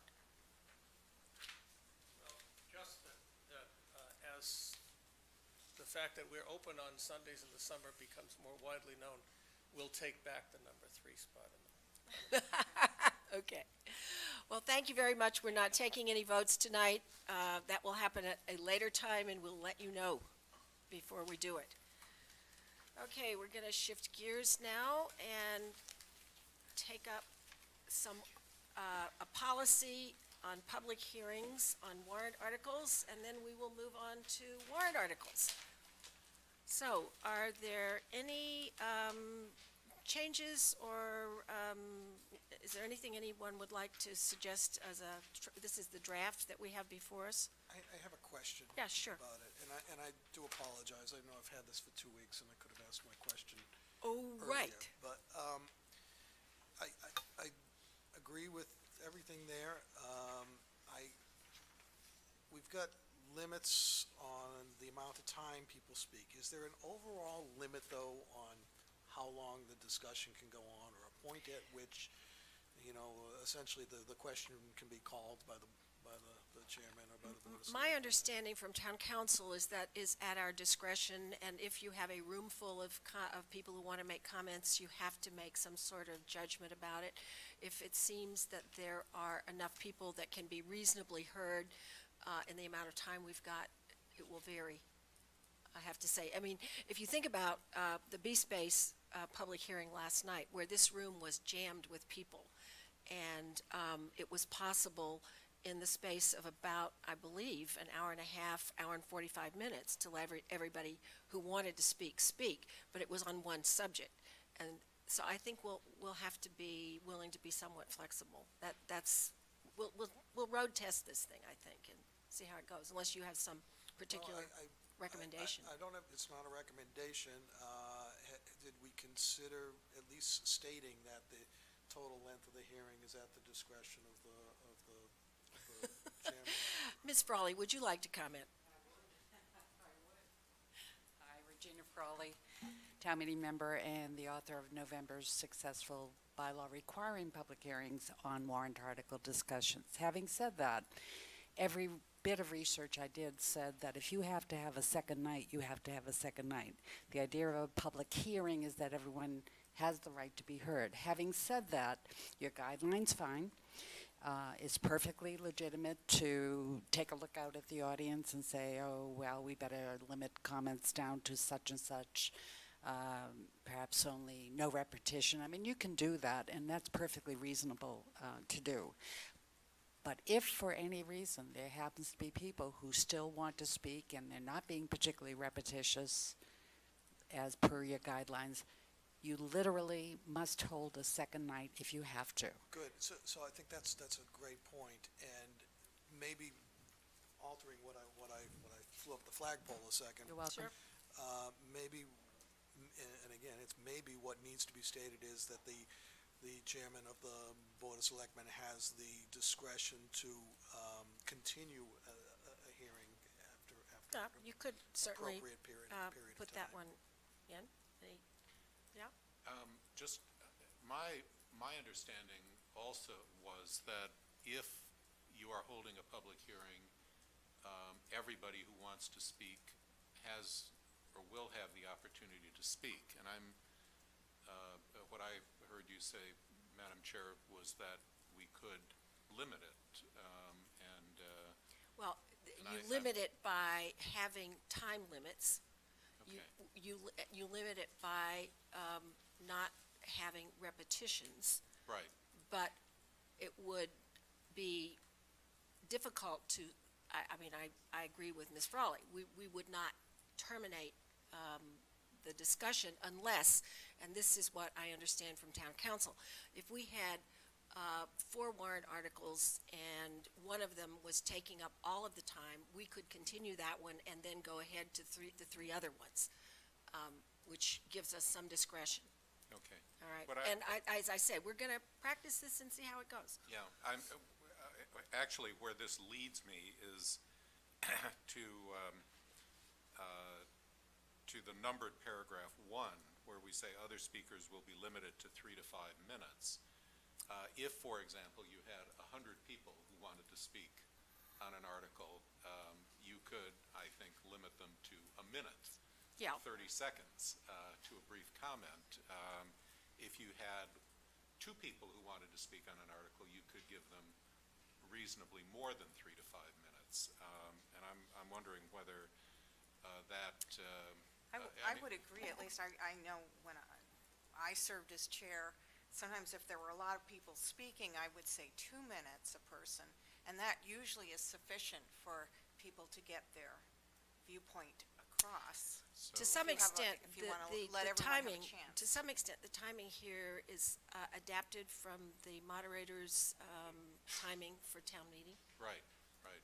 It seems like it's a But practice that there- we're but- accustomed to. But in town meeting, there can be a motion to terminate That's true. debate. That's true. And my understanding is that that does not apply to a public hearing. So the question would be whether it would be, other speakers will normally be limited to 3 to 5 minutes, or a greater or lesser I amount. would make that 2 to 5, Yeah. just to, you know, when, if you have 40 people that want to talk. Yeah, and I would just insert perhaps the word normally, so that everybody would have an opportunity to make their point. We wouldn't really commit to 3 to 5 minutes if there were a large number of people. I think that's very unlikely. I think given our practice, if anything, we provide flexibility and we allow people to speak longer than 5 minutes. So but, are you suggesting, Selectman Daly, you want it to be 2 to 5? Normally 2 to 5? Yeah, okay. Yeah, and I'd be comfortable with that Okay. as well. That's sort of And a guideline Selectman rather than a- Goldstein, you were suggesting, or between the two of you, I'll suggest, but I'd really like to hear what everybody else thinks, a sentence that says public hearings may be continued at the chair's discretion. So an item 8, make it item 8? that sounds fine to me.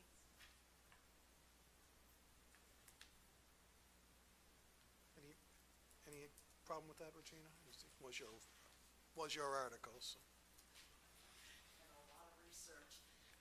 The only thing is the wording you just gave leaves the option of and discontinued at the discretion, and you can't do that. You could reschedule it, you could do a number of things.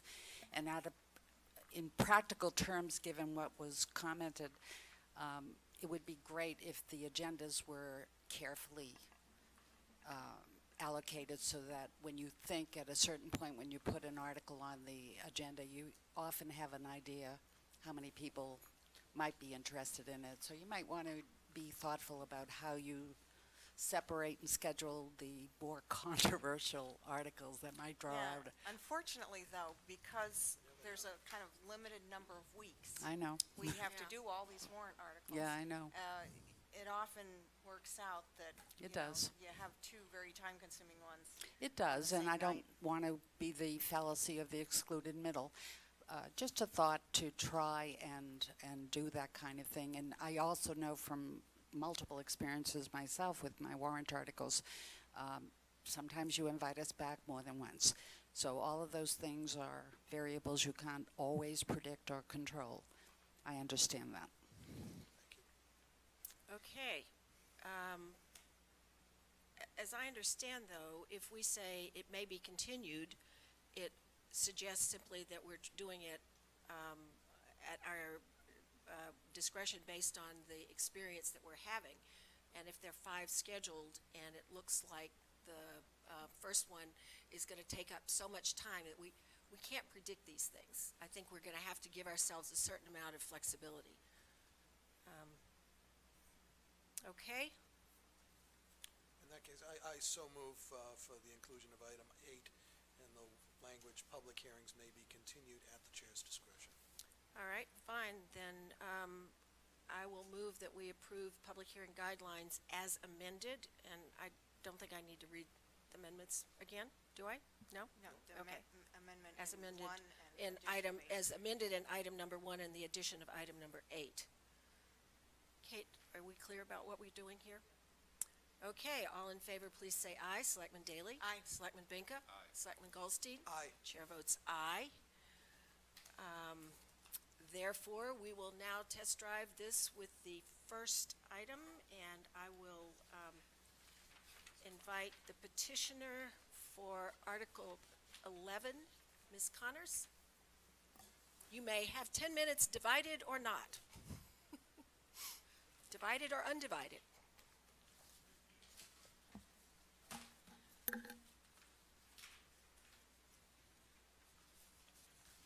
Good Just evening. to be clear, we don't intend to take votes on these articles tonight. We're just here to listen. Okay, very well. Good evening, ladies and gentlemen of the board and Madam Recording Secretary. Article 11 concerns town meeting resolution notices. From time to time, town meeting passes resolutions expressing the political sentiment of town meeting and asks that the town transmit this political sentiment to public and or private parties. Article 23 in this town meeting's warrant is an example of that. It is a resolution expressing opposition to the transportation of Canadian tar sands products through New England. It resolves that Brookline express its opposition to various government officials as well as private persons, for example, the CEO of the Portland Pipeline Corporation. This resolution does not specify which town official shall send notice of this resolution to the listed parties. So what this article proposes is that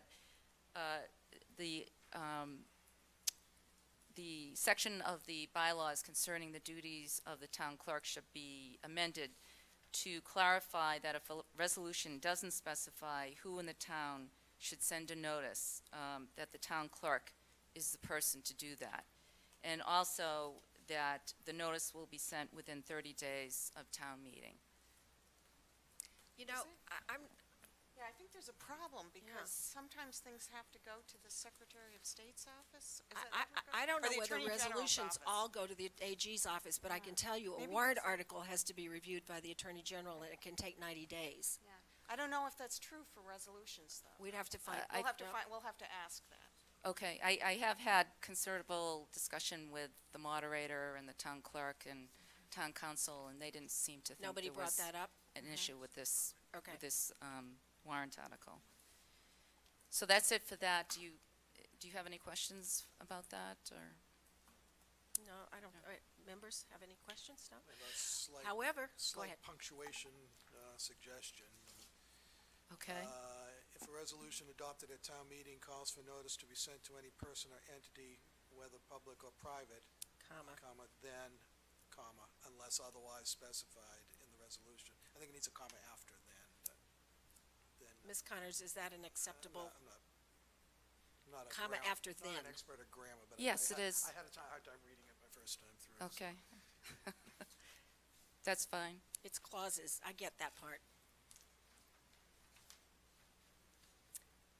But Okay, I this. don't have any problem with this. All right, this is a public hearing. Is there anyone present who wishes to speak either in favor or in opposition to this proposed warrant article? You have 2 to 5 minutes. Seeing and hearing none, I believe, Ms. Connors, you are the petitioner of Article number 12. We're just listening tonight, so Yes, I we're not am. going to take a position. Okay. Currently, the minimum wage in Massachusetts is $8 an hour. The federal minimum wage is $7.25. Last month, Senator Elizabeth Warren testified in a Senate Committee on Health, Education, Labor, and Pensions that a study cited that the federal minimum wage would have stood at nearly $22 an hour today had it kept up with increased rates in worker productivity since 1960.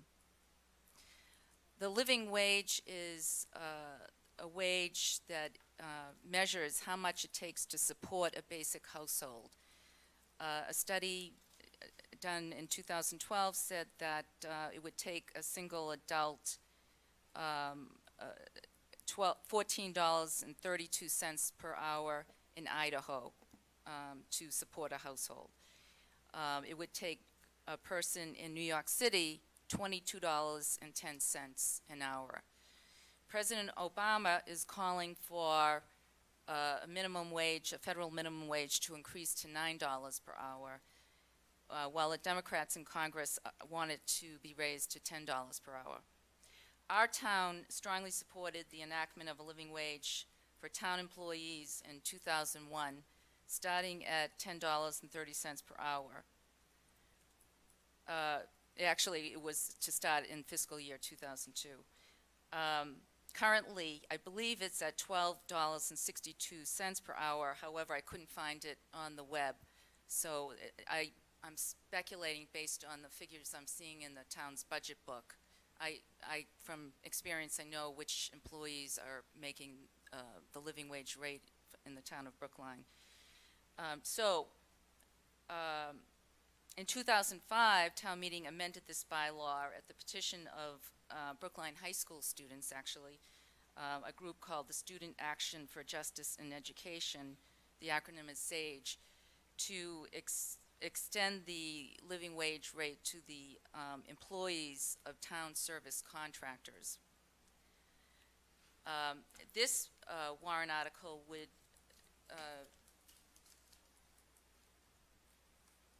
just require the town, in the interest of transparency, to post the provisions of the living wage article on its website, particularly in the relevant departments of town, like the Human Resources Department for both the town and the Human Resources Office with the schools, the Procurement Office with the town, and the Office of Administration and Finance with the schools. So it's basically a warrant article that seeks to update the original warrant article passed in 2001. Okay, questions? Yes, Selectman Benka. Yeah. My only question here is in subsection D, you actually seem to be chasing a title within the schools. You've changed it from complaint with the Assistant Superintendent of Schools for Personnel to the Assistant Superintendent of School for Human Resources. Is that? Yes, is that because I'm told that there's no such thing anymore as Assistant Superintendent of Schools for Personnel. I'm wondering whether, and I understand what you're doing, I'm just wondering whether as this works its way through, if the title changes again, we'll then have to go back and change the bylaw, whether the better thing to do might be to use the title that is appropriate now and then have something like or successor or equivalent or some concept like that, so that we don't have to change the bylaw if and when titles change, as you feel we have to do now. Just for each of these positions that are outlined well, here? I think we're going to have a chief procurement officer. Yeah. That's probably a given. But obviously you felt compelled to change the name because the title changed, and you don't want to make a career out of changing titles. So. No. I'd be happy to do that. Just a thought, yeah, just a thought. I don't want to create a problem, but I do know that we don't have jurisdiction over the school department. And although I think this has got to do with posting, I'm sure did you ask that question of town council? This has applied to the school department since 2001. Okay, just want to be sure. Yeah. We've had other areas where we were not allowed to. This wouldn't be us telling the schools what they had to do. It would be town meeting telling them. Yeah, I mean, but town meeting actually has limited authority over the schools. Bottom line, but no line item in the budget. It may be something that could be challenged, actually. But we're assuming Ms. Connors actually ed reform has consulted with town council in your drafting of this? Town council? Yes, I did. I worked with town council on this. And that would therefore satisfy my concern. Yes. So assumes anybody would ever want to challenge this. I don't know why they would. Well, there's a question as to whether a living wage requirement would be considered educational policy. I know under state law there's there's a separation. The schools can do policy, but I don't think wage issues is educational policy. I'm inclined to agree with you, but on things like this, I defer to I town think, council. Legally, though, town meeting can vote the bottom line of the school budget, and the school committee by state law has authority within that, how they allocate that money. But, you know, I think Selectman Benka is right, or whoever said it, that it's unlikely to be challenged, even if perhaps it's a little overstepping to tell the school committee, you know, what they have to do in that area. We're gonna Town assume council that seemed very the town comfortable council with has it. read Yeah. this, And and the attorney- they've signed off on the Attorney language. General passed on it the first time. Yeah, and Yeah. and the Yes. worst, the worst Right. that could happen is the town meeting passes this and the Attorney General says, Says wait a no. minute. Yeah, Yeah, right, that's- They right. wouldn't have to post this on their website. Okay. Right. We're Yeah. splitting hairs. All right, Yeah. fine. Any Okay. other questions for Ms. Connors while we have her? Is there anyone present who wishes, this is a public hearing, is there anyone present who wishes to speak with regard to this article, either in favor, in opposition, or to supplement? Yes, Ms. Frawley, and, Ms. DeBow. Regina Farley Still, Town Meeting Member, Precinct 16. Just want to support the concept. I haven't read the wording, and I'm going to leave that up to Town Council and you all to go over that carefully. But I will tell you that I know a great deal about the cost of living in the city of Boston. And the concept is absolutely spot on, where we've gone up every single month in the past 12 months, 1.5 to 1.6%. So if, for example, you were negotiating a raise and they said, great, we're going to give you 1.5%, you are still treading water. We cannot ignore the fact that, and I do this for a living, that every single utility, you name it, has gone up despite this economy. So the only thing we can all look at is maybe some mortgage rates have gone down. Other than that, everything else for the cost of living, including food, has gone up. So this needs to be appreciated because we're a town, we talk about diversity and inclusion, and the greatest difficulty is just keeping heads above water for a sizable proportion of our population. So I fully support the concept. And while we're at it, maybe throw in some of the tax write-off, work-off program, because they're getting $8 an hour. So maybe you could consider raising that.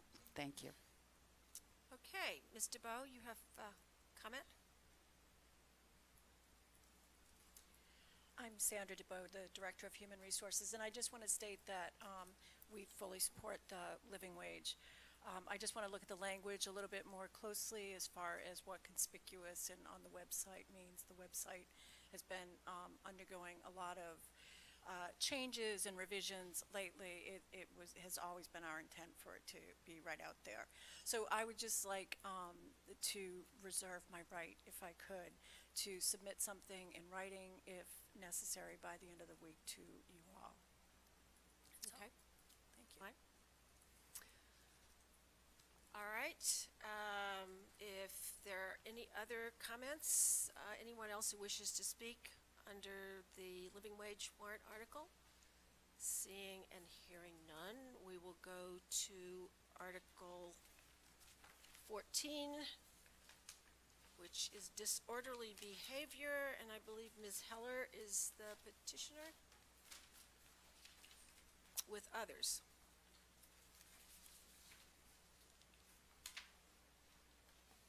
Good evening. Ms. I'm Heller. Nancy Heller, Town Meeting Member Precinct 8 and co-petitioner of Article 14. Stanley Spiegel, who is the other petitioner, unfortunately has a case of bronchitis. He's been battling it for a week. I'm unhappy that he's not here, but I'm also happy he's not sharing it with us. So, Good. I did ask him to give me a few of his thoughts, and he did that by email today. So I'll share those with you, and really they're the same as mine. Our intent in submitting this article, and I'd like to divide the discussion into two parts. The first is the part which, in the language we added, which was disturbs the peace and quiet enjoyment of any residential premises. And that our intent was to focus attention on an ongoing noise problem in specifically North Brookline, but I understand from other people that it does occur around the village and in the Perry, Toxteth kinds of areas. I don't know about South Brookline specifically, but I know that it does occur not just on Pleasant Street and Thatcher. And we'd like to have a town meeting vote confirming that the problem is a serious one and it needs additional help. The article in that particular wording makes it explicit that disturbing residential peace and quiet constitutes disorderly behavior. There's a question, if you read the article without that, it says unreasonable noise. So this is really a definition, a further definition of that unreasonable noise phrase. And we also felt that it should be dealt with non-criminally. And the article talks about misdemeanors, but it doesn't talk about civil penalties. So there would be a $100 civil penalty. It means that if somebody is fined by or given a citation by the police, it's not a criminal offense, and it doesn't follow them around, and it's not part of a record. And that increases from $50 to $100. Again, I don't know the exact year that $50 was put into place, but Probably a long time ago. correct. So that's basically the issue for us, is the issue of noise in the nighttime, really. And it's people getting off a party bus at 3 in the morning and being very, very noisy and loud. It's people walking down the street and waking people up in their homes. We're very dense in North Brookline, and we're just trying to find another tool for the police to use in quieting down these types of behaviors. Do you want me to talk about the second piece, or would you rather comment on that first?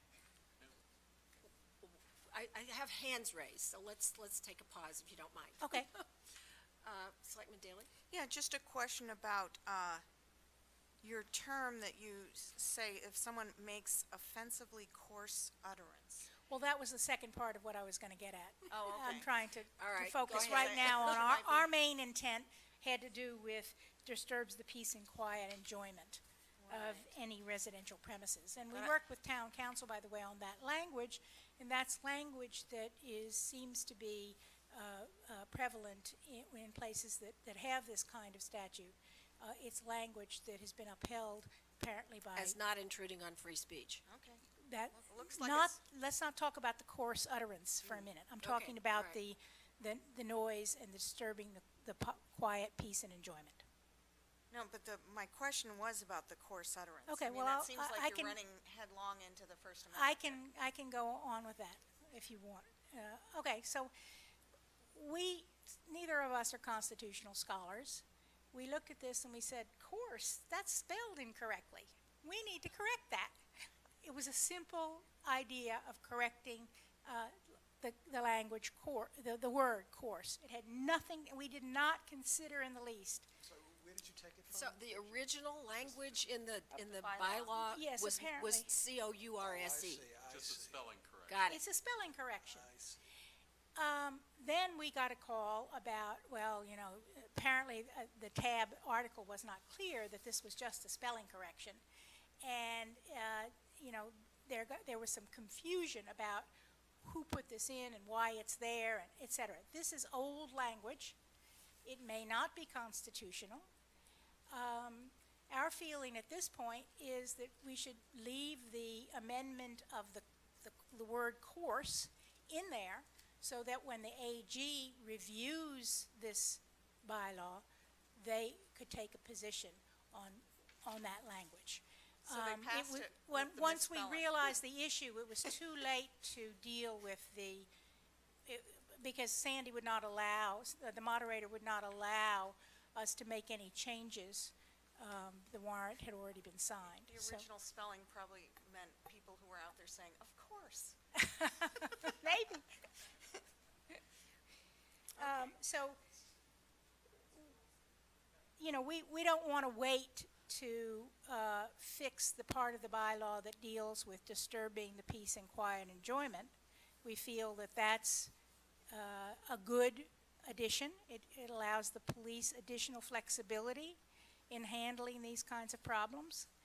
And that the word, and we don't have to wait. If the AG doesn't deal with it, it may come up as a bylaw issue in November, a warrant article for a bylaw issue, but we cannot make any further change to that now. Okay, Selectman Benka. Yeah, I think that, and I may be wrong, town council is here. I think that it's possible that by changing the bylaw and inserting the word disturbs the peace and quiet enjoyment of any residential premises, which I believe is constitutionally permissible language, and sending the bylaw to the Attorney General with the existing language spelled or misspelled in it.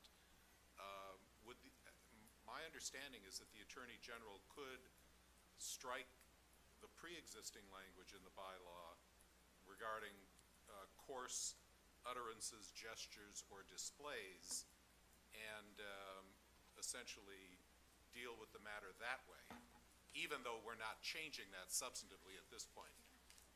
Am I right or am I wrong, or Jennifer Gilbert, thank you, Selectman Benka. That's exactly right.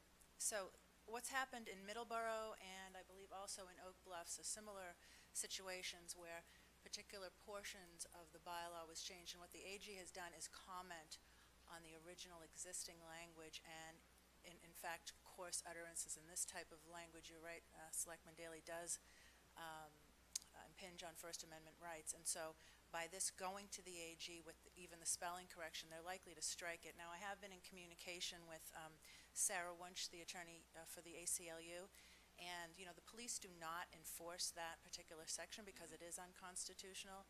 The real objective here, as Ms. Heller stated, is to allow the police to have a non-criminal route to go here, rather than, it is generally college students that usually are the rowdy crew walking down the street, and the police wanted to have this non-criminal disposition option available to them.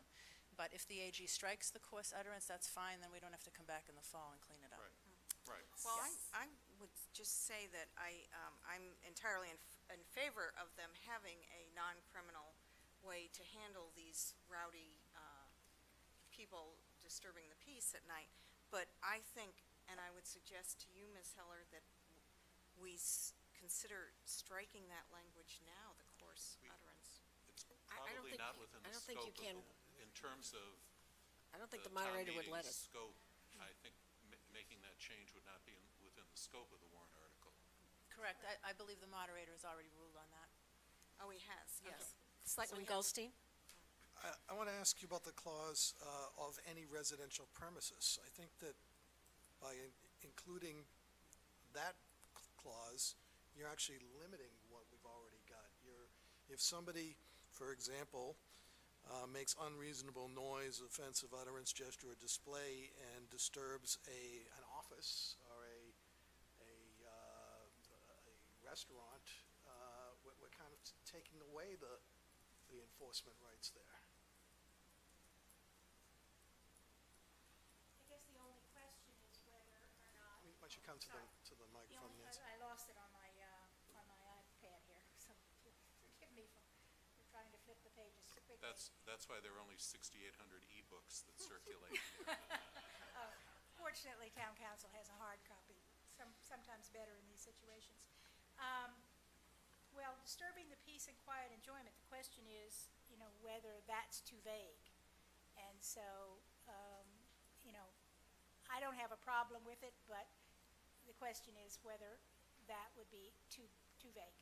Well, I guess I had the same concern, and it didn't have to do with reducing the definition as much as limiting it to residential property, where in fact there could be non-residential property that would be equally offended and might be, I don't know, this is a question, does town council have a view on this? Well, may I just interject? Go ahead. I don't The limitation to residential premises, I think, does not qualify the existing makes unreasonable noise. That certainly So- was our intent. So I think it would not, it stands in a separate phrase and would not limit, it would not limit enforcement with regard to quote-unquote unreasonable noise in a commercial area or disturbing a restaurant. I think you would add disturbing the peace and quiet enjoyment of any residential premises, which would stand by itself. So I don't think you'd be cutting back. Now, this would not be as broad as disturbing the peace and quiet enjoyment without that residential premises limitation, but I don't think it would be cutting back what we have now. Can I suggest, for clarity's sake, if that's the intention, that disturbs the peace and quiet enjoyment of any residential premises should go before makes unreasonable noise then, and that way, when you read it, it'll be clear that it's only the residential premises limitation only applies to disturbing the peace and quiet enjoyment. Although, again, as an occupant of an office in Brookline, I would be welcome the chance to stop somebody who is disturbing peace and quiet to my office premises as well. I mean, I think either way, so I don't think it matters either way. I don't think we're wedded to the order. It just seemed to us originally that unreasonable, that disturbing the peace and quiet was, in essence, a definition of unreasonable noise. It's one definition, teasing out, make it clearer. So that's, I guess, why we put it after unreasonable noise. But I don't think we have any. You could flip it, I think. We could flip it. the order, which would be within the scope. I'm not sure that it's necessary. Okay. Any more questions for Ms. Heller or Town Council? This is a public hearing. Is there anyone present who wishes to speak either in favor or in opposition to the warrant article as proposed? Yes? Come forward, Ms. Spiegel. Diana Spiegel, town meeting member from Precinct 2, and my remarks will be very brief because I think Nancy did a very good job covering all the relevant points. I think, in fact, the reason that this was put in disturbs the peace and quiet enjoyment of any residential premises is simply to emphasize the fact that this is really a problem in residential areas. And this is what we're hearing about. We hear a lot of this, a lot of complaints from people who live in the neighborhood, particularly who live on or near Pleasant Street, because that seems to be a kind of main thoroughfare. So it's really just emphasizing that this is where we hear that there's a real problem. And I also wanted to say that people get a little confused about all our bylaws. We have a noise bylaw in the books. That's mostly machinery. We have a nuisance bylaw that we developed a couple of years ago. That's mostly noise emanating from residences, party noise. But that didn't seem to cover noise in the street. So now we have the disorderly bylaw.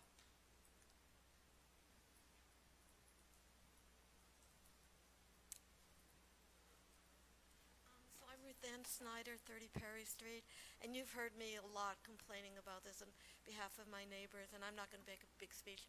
I think this is a brilliant idea. I think it's a brilliant idea. Thank you. Regina Frawley, Precinct 16. I'm just not clear what the original warrant article was, the one they were amending. I don't have a copy of it, number one, and I'm specifically confused. Is there currently now the potential for criminal complaint? Is that what I'm hearing? And therefore all of it would be reduced to a civil matter without a criminal, or is there no such component? Thank you. I think there is a disturbing the peace that is criminal, is that right? Yeah. Town Council. Can be enforced either way, Town Council says. Will this keep the option open, though? I could imagine scenarios that would deserve a criminal complaint. Yes, this adds a civil option. Okay, thank you. That's very good. Thank you. Second, right. Hi, I'm Maura Toomey, Precinct 8. I wanted to support this article. I think it'll give the police another tool with, after with the nuisance bylaw. I live in the North Brookline neighborhood, and it's a huge problem. So anything they can do will be very helpful. Thank you. Thank you. Kathy Corman, 182 Pleasant Street. I'm at the corner of Thatcher and Pleasant Street. I'm ground zero for what's going on at the Dexter Park complex. I'm here on behalf of my husband, also at 182 Pleasant Street. His name is Mark Penzel, and my neighbors Frank and Mary Epstein at 186 Pleasant Street, who could not be here tonight. We all want to express deep and humble gratitude to all of you for considering this, to Nancy Heller and to the Spiegels for promoting this. We're desperate. The big question is, once it's on the books, will the police have the resources to enforce it? We are asking you from the bottom of our hearts to do all you can to help address the problem. Thank you. I'm John Schreffler, and I live at 60 Brown Street, which is on the intersection of Pleasant and Brown Street. And I would very much like you to express my support of this measure. This is a real problem, and it's notorious at BU. When my son was at summer camp last year, one of his counselors was a BU student, and apparently Pleasant Street and Babcock Street are notorious among the BU students as being party streets. They go up and down the streets and have enormous amounts of noise. I have been literally woken up by people doing this at 3:30 and 4 in the morning. And it's actually a real problem that the noise nuisance bylaw didn't address because it's owner, resident specific, and this is actually a rotating thing that goes from Commonwealth Avenue down to Beacon Street and back again. Thank you. Okay. Any other person wishing to speak on this article? Then, Ms. Heller, do you have anything to add? No? We're not taking a vote on this tonight, but thank you all for your comments. Appreciate it. And then the next article is, next article is number 9, which our town administrator will present.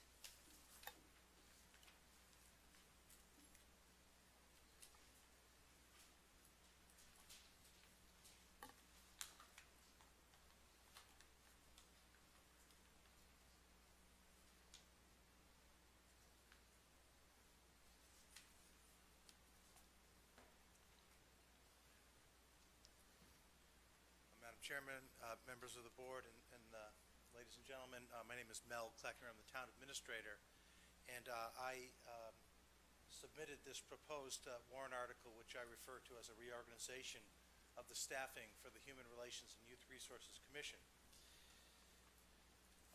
The proposal, I think, is a fairly straightforward one, and that involves eliminating the Human Relations Youth Resources as a separate municipal department and consolidating the staffing and the support for the commission within the Department of Public Health and Human Services. And I would do that, propose to do that by expanding the existing Human Services Coordinator position in the Health Department to become the Human Relations and Human Services Administrator, and also to create a new professional and administrative position to support the administrator in that role. I want to be clear that in this proposed bylaw, there is no proposed change to the current roles and responsibilities of the Human Relations Youth Resources Commission, although I would acknowledge that this bylaw and probably the related Human Resources bylaw probably should be reviewed and resolved in terms of any overlapping jurisdictions or responsibilities. And I also think to articulate some shared visions and goals, and I know the board recently just voted to establish a committee to investigate that. But meanwhile, I do believe that the management of the staff and support of the Human Relations Commission should be changed. And the reasons for that, I believe that, as you know, the current department is a department of one. With the consolidation of the staff and resources within the health department, you create a deeper staff support, including the administrator, the professional and administrative employee that would be created, but also get the benefit of the public health department's use of graduate school interns and associated clerical support.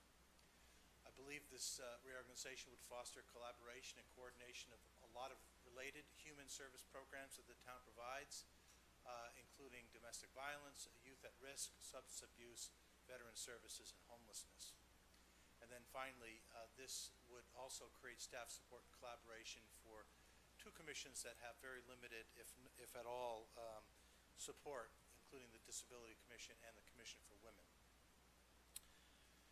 This you cannot read, of course. This was included within a written memorandum that I provided to the board, but I do want to assure the board that I've thought through, well, I think from the point of view of just looking at the depth of the support and the staff support, you look on the left, and of course there's one director, and then on the right, below the director, you'll see the human relations and human services administrator. That position, you have the graduate interns and the staff support there. So I think even just graphically, you can see that it's a much deeper support there.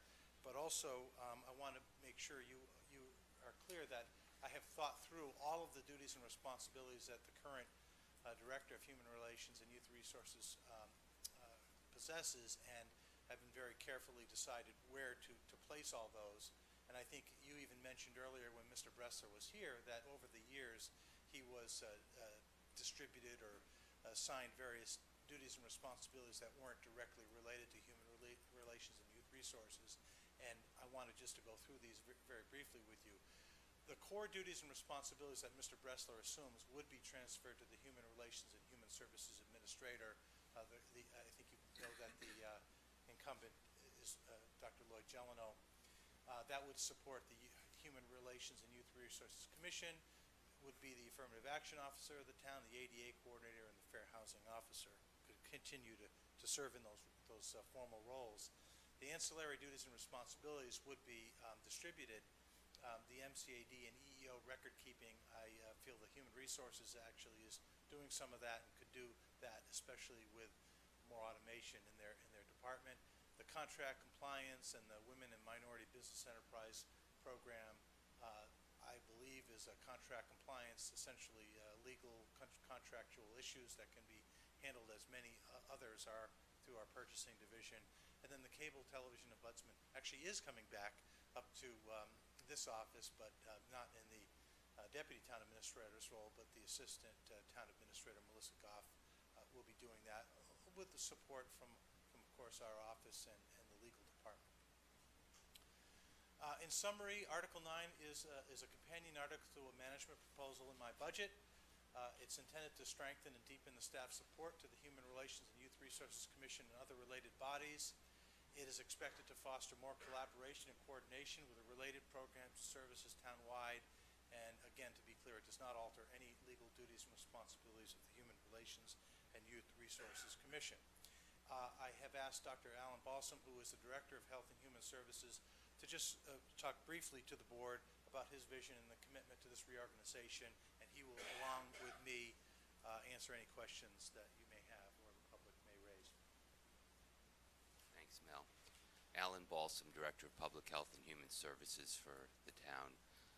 When this idea was presented to me, I felt strongly that it had merit, and in particular because it would elevate one of our strongest employees in Brookline, Dr. Lloyd Gelano, who I think has proven himself over the last 6 years, 7 years, as being fully capable of assuming these added responsibilities. Of course, given the fact that we would hire a new staff person to support him, who would be a professional, and we would support him with 3 clerical employees and with several graduate students, probably one of which would be assigned to each of the commissions. The other thing that this accomplishes is it allows us to provide more coordination between the commissions, and they share many things in common. The commissions, the Women's Commission, the Commission for the Disabled, and the Human Relations Commission share some goals in common. To the extent they do, I think working together would be a very important thing. At the same time, this doesn't alter the mission of the Human Relations Commission. That's for them to decide. This is all about how do we effectively provide support to them and to the other commissions. I think that this is a sound advance. I think that we can do it. I think that there's a commitment within the group, within the Human Services and Public Health arena to work on these issues. We've been working on many of them for many years, and I'm looking forward to the opportunity, and I hope the board and the town meeting will give us this opportunity. Thank you. Board questions for either Mr. Kleckner or Dr. Balsam? No? Okay, this is a public hearing. Is there anyone present who wishes to speak either in favor or in opposition to the proposal under this warrant article? Seeing and hearing none, we'll move on. The next item is an alternate view, I guess you could say. Actually, Sorry. I mean, the first article is really dealing with a staffing issue, and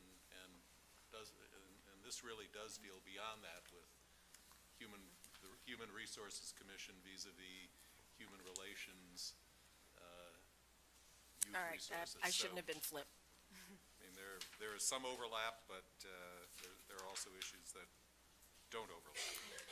Okay, we're going to move on to Article 10, but before we do take that up, I want to make a comment because there have been suggestions that the selectmen have avoided making appointments to the Human Relations Commission since January, and I just want to make clear that at that time we didn't anticipate these two warrant articles. So my own personal feeling is that because we not only have two different approaches as well as we have a commitment to appoint a study committee, that we should not make further appointments until those matters are resolved. Yeah, Selectman can I Daly? add to that a little bit? Thank you. We did appoint we had a number of resignations from Human Relations this past year, and Mr. Leitner applied, and we appointed him almost immediately. Right after that, we had various members of the Human Relations Commission coming to us to say that, gee, it's unclear what our mission is. The bylaw dealing with human relations is very old, and now there's a considerable overlap or almost competition between Human Relations Commission and Human Resources Board as to who does what.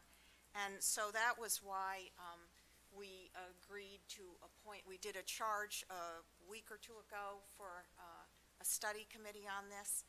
I'm working on getting members together who will be versed in this area, and I'm in complete agreement that I think that when we take a look at this, the roles that the Human Relations Commission plays and its members, what they're involved in, may be substantially changed at the end of that process. So I don't think we should be appointing people now.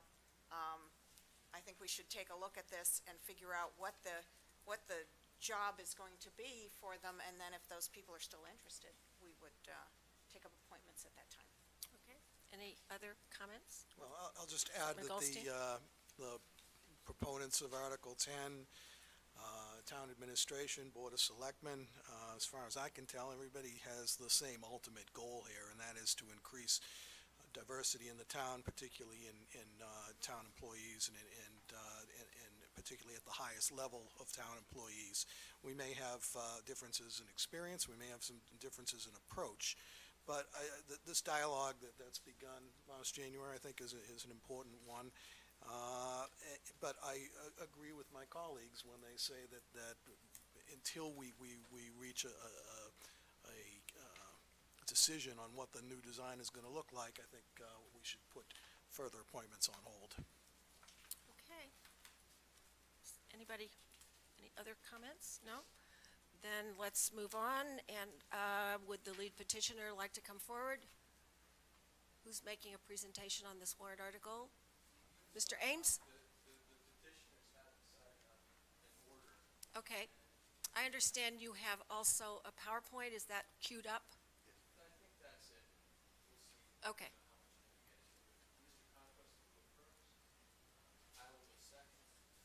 Yeah. Okay. Fine. If you wouldn't mind, just because it'll make things go faster, if you'll kind of queue yourselves up over there in the order that you intend to You have comment. 10 minutes total, so you divide it up how you want.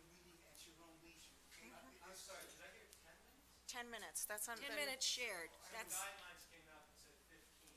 The guidelines say 10. What we just voted tonight and was distributed to you, I believe, by our, we asked that they be given to each petitioner. I don't know about that. This is what was recommended to us and what we're following. If you think it's 15, we can be flexible. We'll do our best, okay? If each one tries to move, we'll be flexible. Can I just close Because this? I imagine there's going to be folks who okay? want to comment, too. I'm just Sorry? going to close this just so that I can put my stuff down on top of it. No? I think you can, but it might turn off.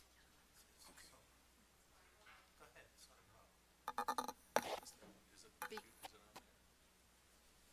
Is that okay? I go to sleep. I just. Thank you. Melissa, is that okay? Okay. Well, that's all right. If you don't need that. If you don't need it, see, if you take it down, it'll put it to sleep. No, I don't need the visual. Okay. Oh, no, I don't need the visual. Okay, So that's other fine. people will, okay? Thank you. All right. The other Arthur people can Conquest, take it out. Town meeting member, or maybe precinct 6.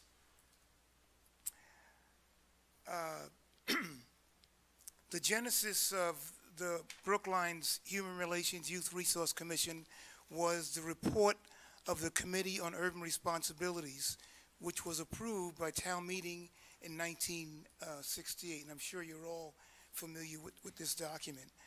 A proposed bylaw in Section 3B, number 1 of that document stated, and I quote, "Adopt and supervise such affirmative action guidelines relative to employment practices as reasonable pertain to the work of each department of the town, to ensure that applicants are sought and employed without regard to their race, color, religion, national origin, or ancestry," unquote.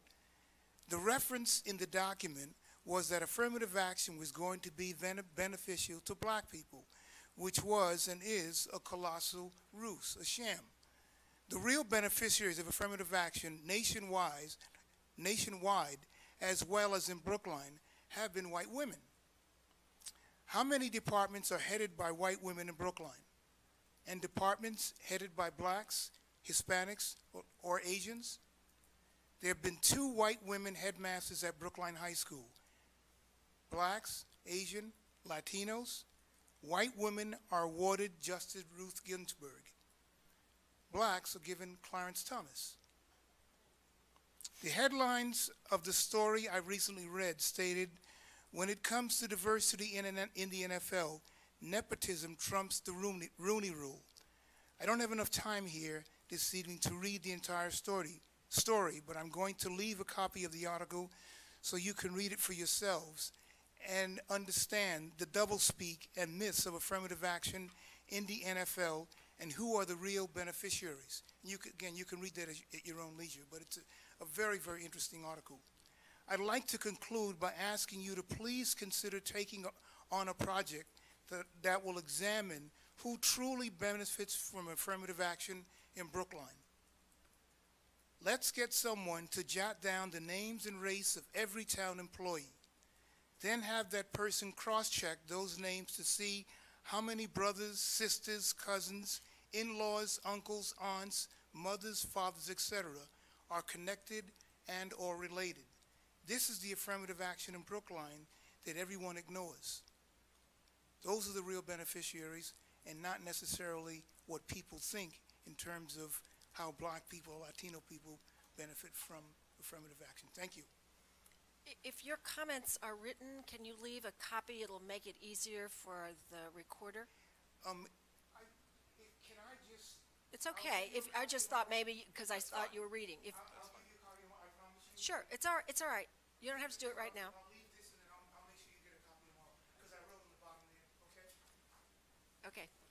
Just, thank you very much. Mr. Ames, Thank you. now you have to, are you going to use that? No, I'm not going to Okay, use it. all right. I understand we're Okay. looking at time. It seems as though we do all acknowledge that Brookline does have challenges when it comes to race. There are no department heads that are people of color. We have no minority department heads. In the history of Brookline, and I've talked to Steve Bressler about this and done my own research, it appears that there have only been 2 people of color who have been department heads. Steve's predecessor, Director of Human Relations, was a black man back in the early 70s. In the 80s, there was a man named Frank Hooper, who was the director of the Rent Control Board, but I understand from Steve that he may have been the acting director. So that's a history that presents quite a few challenges. What Article 10 tries to do is really provide a way forward. And one of the things it does is says Brookline's going to adopt an affirmative action program that's consistent with what Deval Patrick has set for the administrative offices of the Commonwealth. An affirmative action program that says we're going to identify and eliminate discriminatory barriers. We're going to remedy the effects of past discriminatory practices. We're going to recruit, hire, promote, retain members of underrepresented groups, and we're going to ensure diversity and equal opportunity in all facets of the workplace.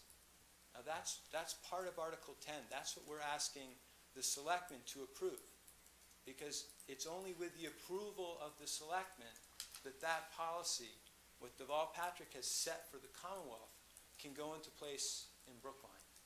Now, that's step number 1 for Article 10.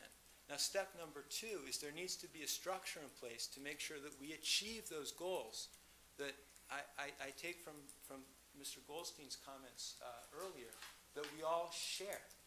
And this structure requires, in the view of the petitioners, Article 10 petitioners, it requires a strong human rights director and a strong human rights commission. And it is essential that the human rights director have a direct route to the top of the organization, to you all, to the selectmen, that they be independent from human resources, that they be a department head so that they can stand toe-to-toe with the department heads when it comes to implementing and overseeing the implementation of an affirmative action program. So that is really critical to have that structure in place. Now, one of the issues that has come up is whether or not having a human rights director conflicts with having a human resources director, and that there's some sort of conflict between those 2 positions. The petitioners, we tell you, we don't see a conflict, okay? We see the human rights director and the commission as partnering with human resources. Because if we go out and we get a human rights director, we can get somebody who has experience implementing, overseeing the implementation of a diversity program, someone who's got experience, someone who has expertise. Now, I think we have to admit that in the Human Resources Department, we don't have experience and we don't have expertise in implementing an equal opportunity and affirmative action program. Human Resources needs help. That's just a fact, okay? When we're going to go out, the town is going to go out and hire a new director of planning and community development. The requirement is that the person have 10 years experience and a master's degree. We're not requiring that for our new human rights director. We're not requiring that based on Article 9. Article 9 is saying we're going to take somebody who's a PhD in an unrelated field, okay, whose specialty is drug and alcohol addiction, and we're going to put them in this position of equal employment officer. It doesn't really make sense. We should go out and get a really good person with experience and expertise who can help human resources, not fight with human resources, but help human resources achieve the goal. I think you're getting close to your time. The bottom line seems to be who's going to be in charge? Who's going to take ownership of making the town diverse? And I think the answer to the question of who's in charge is it's the selectmen. You are the policymakers. You are the decision makers. You're the boss. But I would suggest that you assign one of the members to be the diversity officer, to be the person who's going to push this agenda forward, because we really do need the leadership at the top.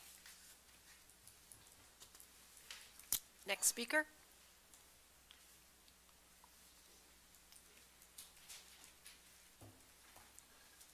Hello, Bobby Nabel, town meeting member from Precinct 11. Town meeting's bylaw in 1969 reflected the town's desire to achieve a more diverse workforce and to fulfill two goals: to reflect the town's values and to enhance the effectiveness of the town's workforce. A committee charged with giving careful thought how to achieve those goals recommended the structure that was defined in the bylaw and that we have used since then. Over 40 years later, we are forced to acknowledge that the overall diversity, though, of our workforce has changed very little. As we consider what might make us more effective in improving diversity in the future, it is important first to try to understand why we have been unsuccessful until now. And I'd like us to consider the following explanations. That while we agreed on the goal of increased diversity in our workforce, we did not agree on what we needed to do to achieve that goal.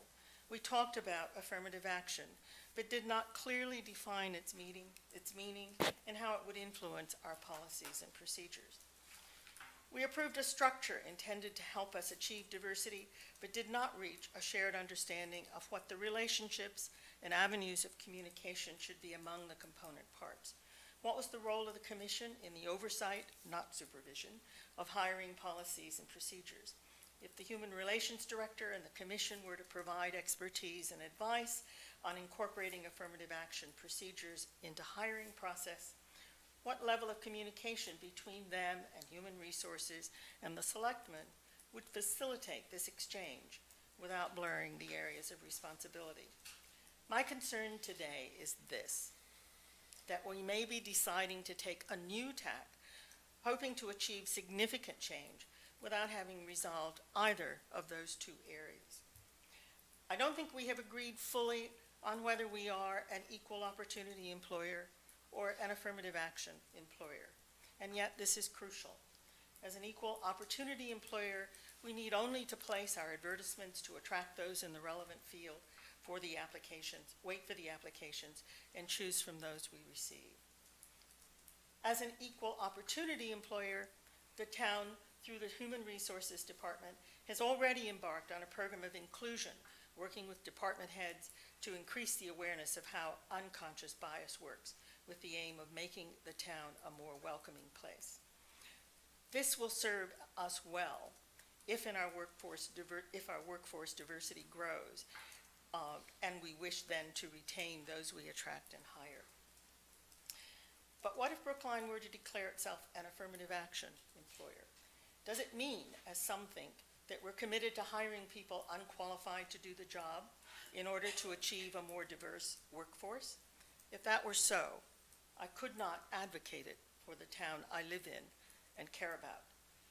Instead, what it does mean is that as an affirmative action employer, we need to cast our net more widely to attract a diverse applicant pool, to increase our visibility in the job market as welcoming, qualified members of diverse groups. It means that to achieve growth and diversity, we will need a director with the expertise to help us achieve that goal. My second concern is that going forward, the roles of the various components of our diversity efforts should be defined more clearly, but not so rigidly as to impede the kind of communication among them needed to increase the effectiveness of each in carrying out his role. Since it is the role of the director to provide the primary focus on this issue, it is important that his expertise be welcomed and well used. and that the Commission's oversight of procedures related to diversity will contribute to the town's goal of achieving a more diverse workforce, not just maintaining, but enhancing its effectiveness for the town and its residents. And if you don't mind, if you have a written copy that would help our records, if you don't have one, an extra one with you, it would help to go into the minutes. Gladly forwarded. If you would, yes, yes, please do. Thank you. Ms. Ames?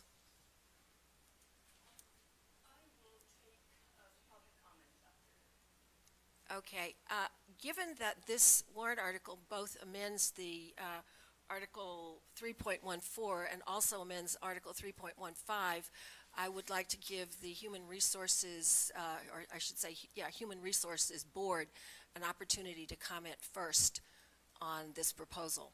So, Mr. Kurnos is coming next. I believe I was told there would be 4 people, and I've heard from 4. You'll have your chance. You'll have your chance. But I'm sorry, Ms. Ames just said she was yielding her time. So Well, I think there's no time left is the issue. It's basically, past we've the given 15 you minutes. more than 15 minutes, and it's appropriate. We're going to hear a different view. Mr. Ona, you will have your opportunity, okay? If you want to speak, you certainly may. We'll just try to balance this a little bit. Mr. Kurnos. Good evening. Ken Kurnos, Chair of the Human Resources Board. I'll be brief to give as many people who wish to speak as much time as possible tonight. I didn't even stay up for the whole game last night, so I understand it's late already.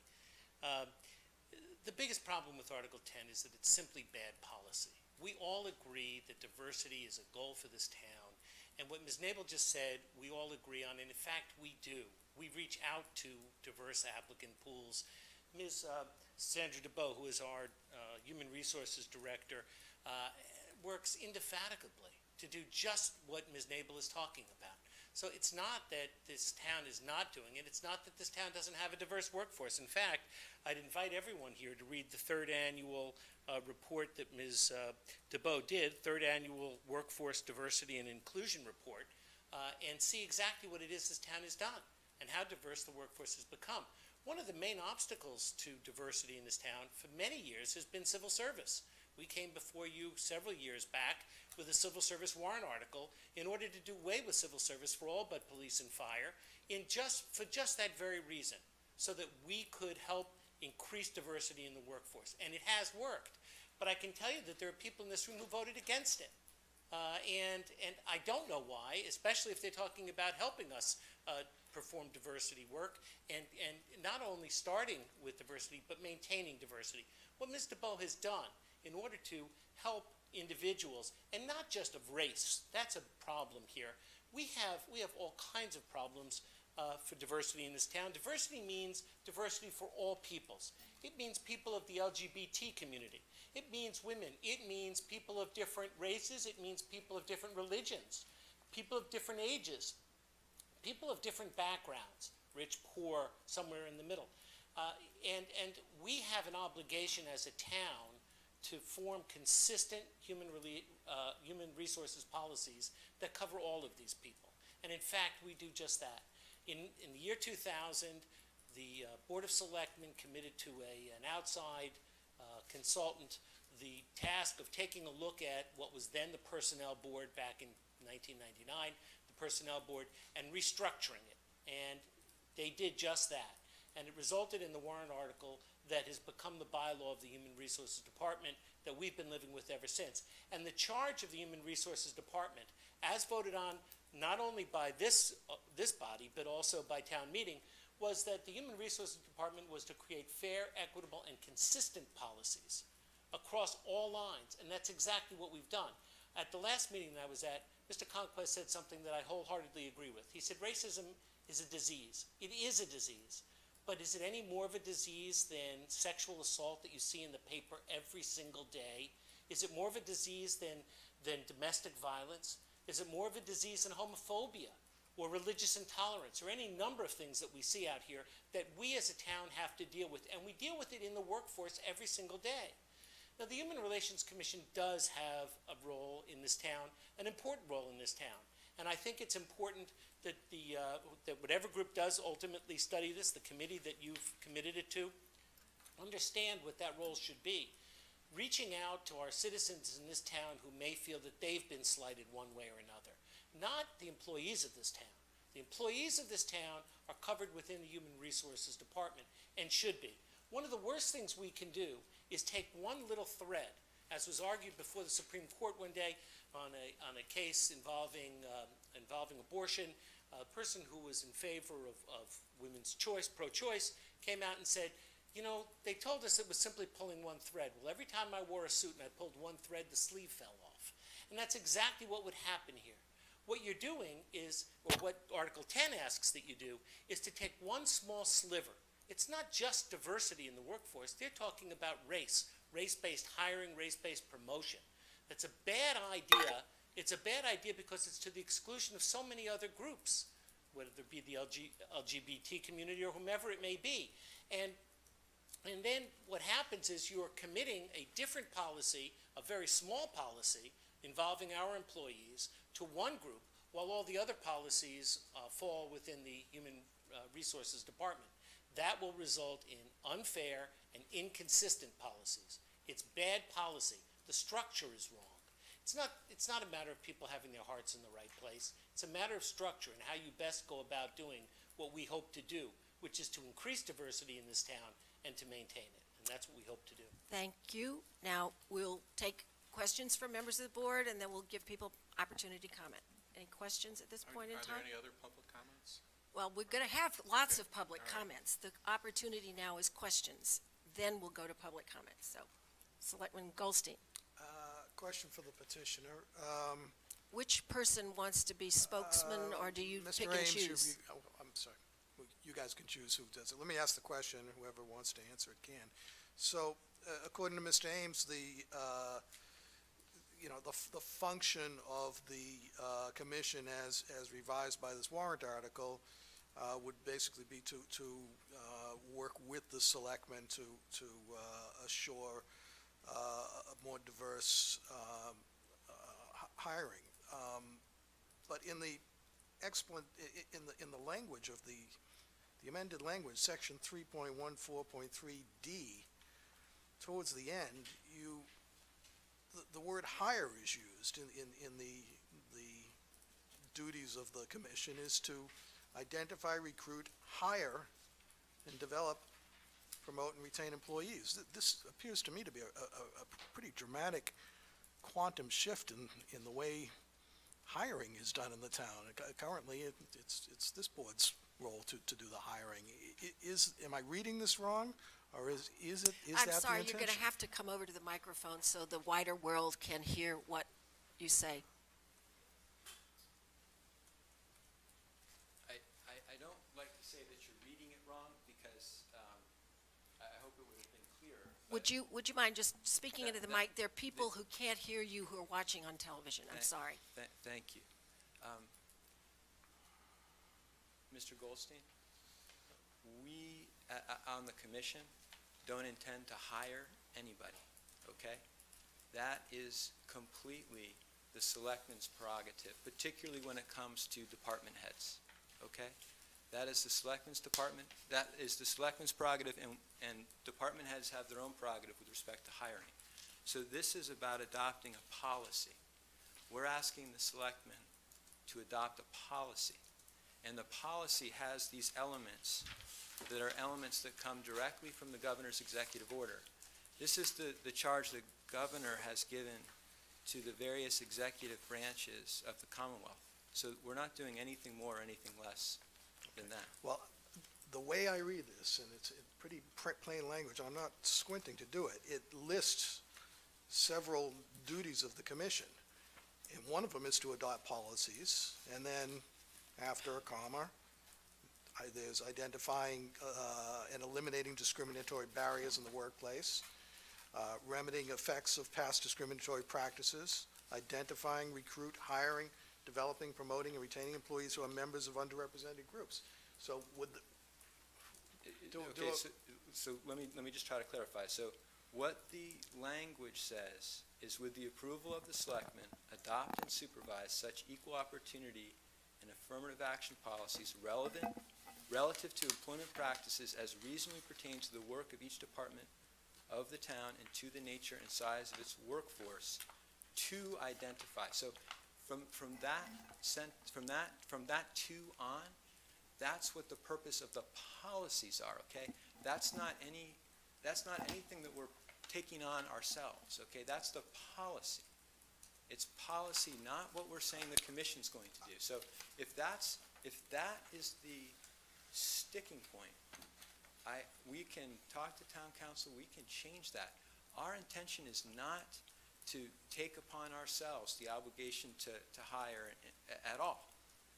We're asking for a policy that the selectmen would adopt, okay, that would ensure diversity.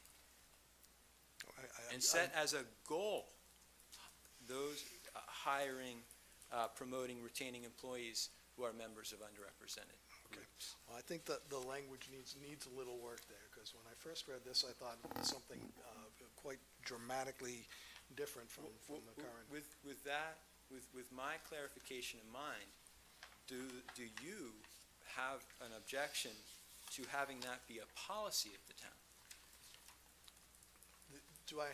The policy of the town? Do you object to the town having a policy which would include identifying, recruiting, hiring, developing, promoting, and retaining employees who are members of underrepresented groups? I absolutely have no objection to that. But on the other hand, I believe we do have such a policy already. But that's beside the point. But well, I'm not sure. All right, excuse me, we're not going to debate. Selectman Benka. Yeah, as long as we're on this point, Brooks, you add the word "and supervise." And in the petitioner's explanation, you use the term oversee. So it's not just adopting policies or recommending policies, but also some role of the commission. And let's assume you're not going to hire, but you are going to supervise, I assume, the identification, recruitment, hiring, and so forth. Is that the intent? Yes, and we've had some discussions within our own group over whether the better word would be oversee. Okay, well, let's use the word oversee, or let's use the word supervise. Yeah, because my question on that point was, supervise is usually an assignment, a role to a management person over someone under them. And so oversight, to my mind, is a much more appropriate word. So I take that as a friendly amendment. Well, I want to find out what it means. Okay. So what do you contemplate oversight involving? And let me just give a hypothetical. Sure. And with apologies to Patty Correa in Town Council's office, let's assume that Patty Correa were a black woman, and there's a white man in Town Council's office, and Patty Correa, there's a promotion that's available, and the black female lawyer is not promoted, the white male lawyer is promoted. That's a fact. What sort of oversight do you see the commission, the newly reconstituted, whether you call it supervision or oversight, would you delve into the individual decision that was made? Let me sort of back that up a little bit. What I think the commission would do is, and I'll give a slightly, I hate to fight the hypothetical, but I want to give a full picture of what I think the commission would do. So we have a department head position that's opened up in Brookline, the planning and community development position. That position has been posted by Human Resources on their website. The only reason that we know about it in the commission, the Human Relations Commission, is that we saw it on the website. The role I envision for the commission, and I think the petitioners do, is that we would be more linked in that process. So we would see, okay, what is the posting? What are the requirements going to be for this job? We would have an opportunity to look at that. And I think our director would be the lead, but we would have an opportunity to have some oversight over, are these requirements okay? I mean, does it make sense to require 10 years of experience? Are there educational requirements that aren't really necessary for the job? So I think at sort of each step of the process, I think the commission should have some visibility on what is happening on the human resources side. That's what I think of as oversight. We're not actually doing it. We're not going to be out there doing the recruiting or doing the promoting, but having a sense of what's happening in the workforce, I think, is very important. So you see this, you see the Human Relations Youth Resources Commission as essentially, I mean, let's take the question of the job posting for the planning director. Would the Human Relations Youth Resources Commission change that? Well, we haven't had a chance to meet and discuss it, but I think we'd have to look and understand what the qualifications of the current acting director are, try to understand what the job is, and I think that's going to be a collaborative process, because we don't have all the information ourselves. We'd have to talk to Human Resources and do some information gathering. So I wouldn't be prepared to tell you right now that 5 years of experience is better, or that maybe somebody with a law degree can do the job just as well as somebody with a master's in planning. I'm not ready to tell you that right now. Excuse me, I think there's a little confusion here, and maybe Ms. DeBoe can clarify. The Human Resources Department does not write the job description. And it sounds to me as though you believe this new Human Rights Commission could rewrite a job description, unless I have completely misunderstood you. Well, I don't know who wrote the job description.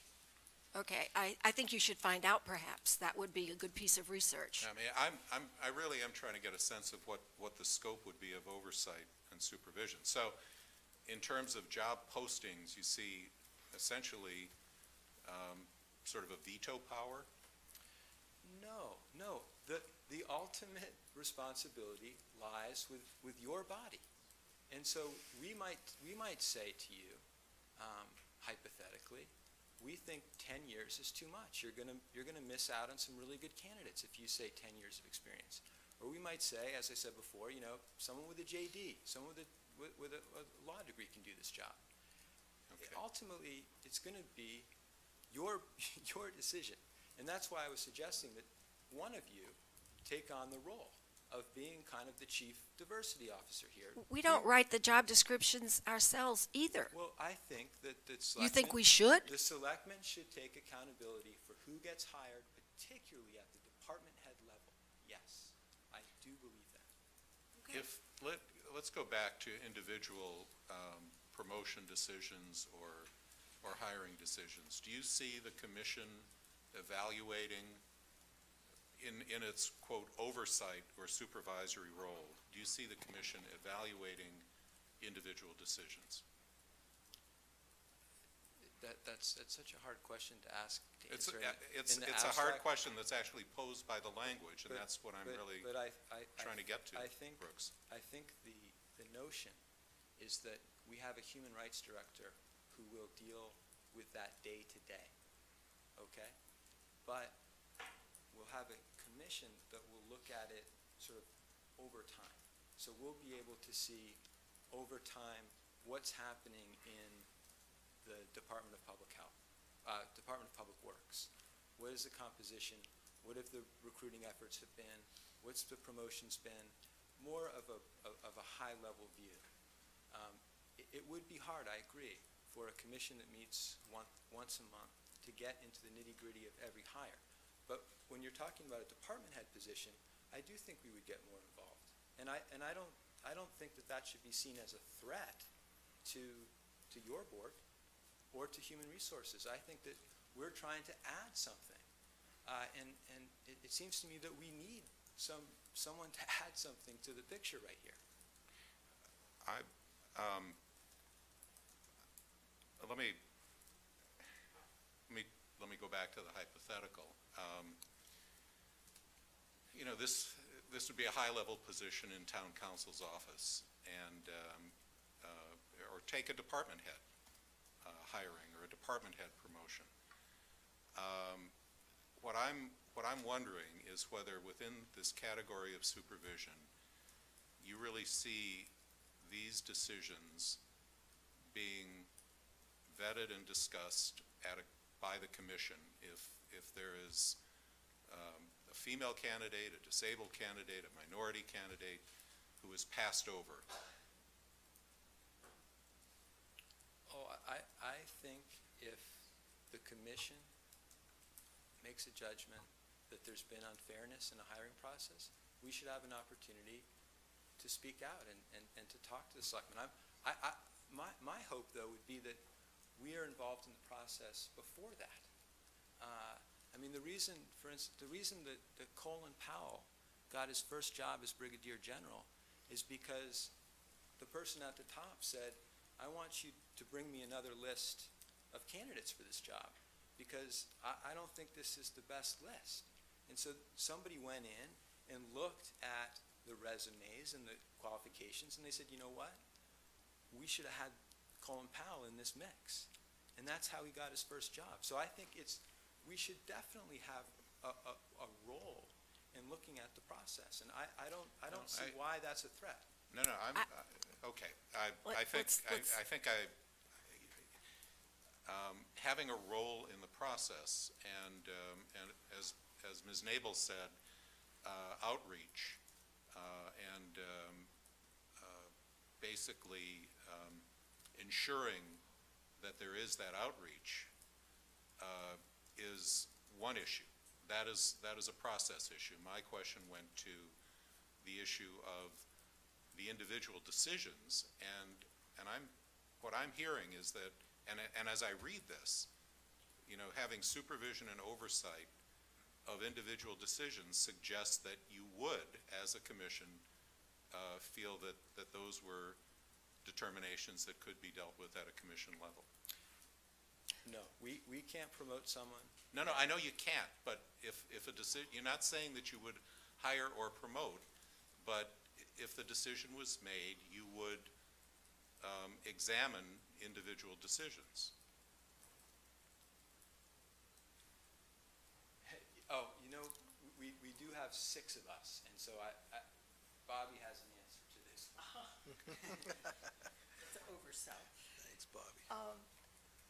I think that what we would want, for one, is to initiate a process by which those who are in the position of hiring people, of advertising positions, would look at the descriptions of those positions, the skills they require, the experience that they are asking for, to make sure that they are in fact consistent with the position itself. And that is something that the commission would want to encourage. So it is, I think that the commission would need to become familiar with how descriptions are written and what they require. And then there would need to be some discussions among appropriate people about whether those give us the best opportunity for diverse hiring. That means, to me, that human resources would be involved with department heads in the writing of positions, because human resources knows very much about what it takes to describe and to define a job description, and that there would be interaction between those two in defining a position, and that discussion, though, would be encouraged by the commission. I think that unless there is some access to the specific requirements that are being made, for the commission to get an understanding of that, and for everyone who's involved in the process to reach some agreements about how the process works, it's going to be difficult for it to work. As long as these are happening in silos, I think it will be difficult. Okay, But I don't see us as, and I don't see the commission, certainly, as supervising the hiring of people. I think it can't. Yeah, well, it's in the bylaw. Yeah, I right. mean, I think the language of the bylaw really is open to significant problems if read literally. No, if that were the reading, then that would be a problem. Okay, and I just would like to follow up, Ms. Nabel, particularly because I know you have been in a position of hiring, right? So I believe you can see maybe more sides of this than some of the other, I mean, even me, all right? My concern is that what I'm hearing is, and I will use the planning director as a good example, that there are laypersons who feel that they could write a better job description than the department who works with that position, has a history with that position, and knows what the correct qualifications for that position should be. And I'm not so sure that's the way I would see it. I think what they are saying is that they would like to understand the origin of the requirements.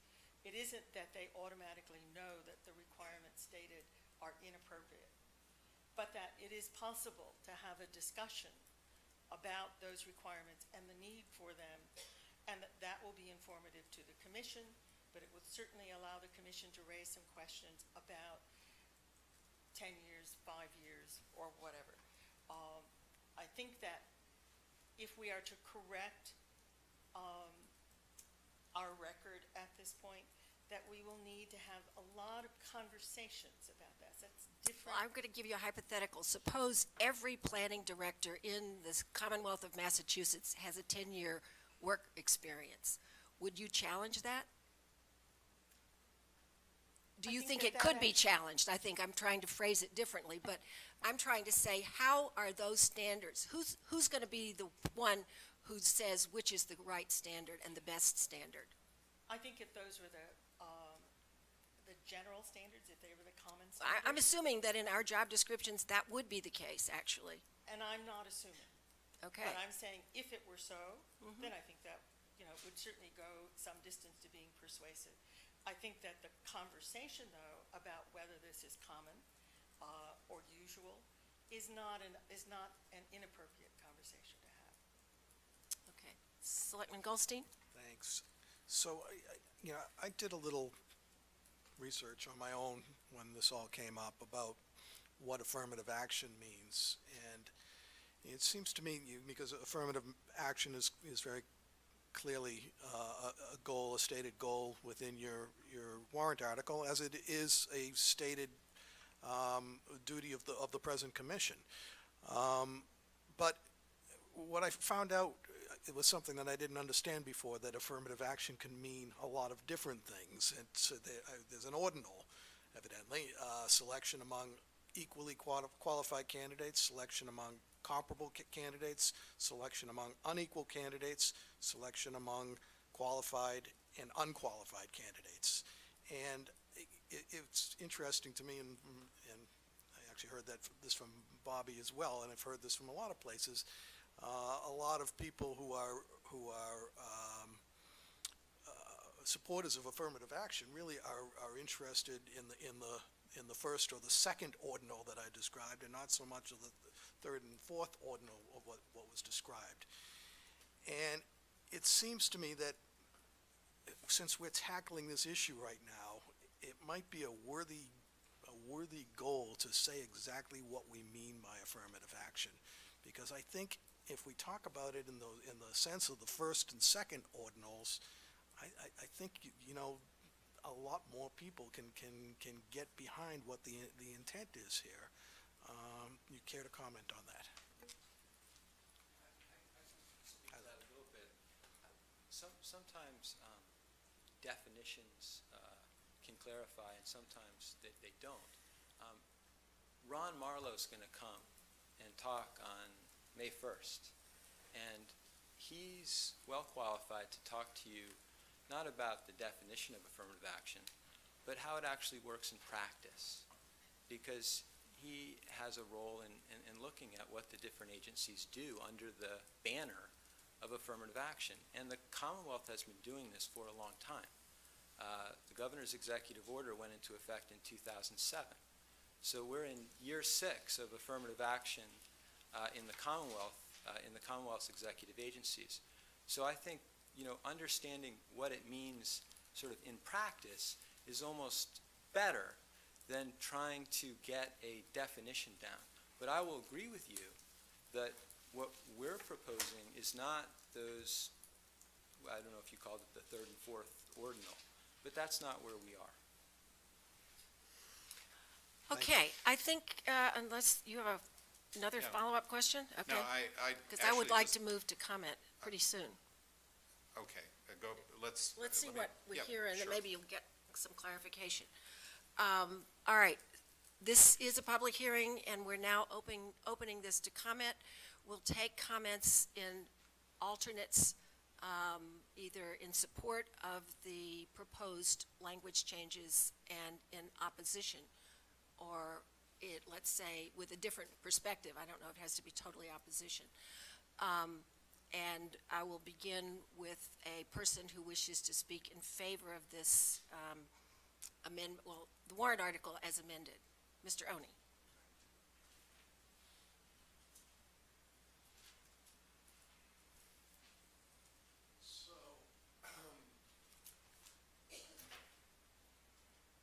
I think it's important to understand that Please use the microphone. I'm sorry to keep reminding you. those of us who are serving on the commission fully understand that all the authority rests with the 4 of you.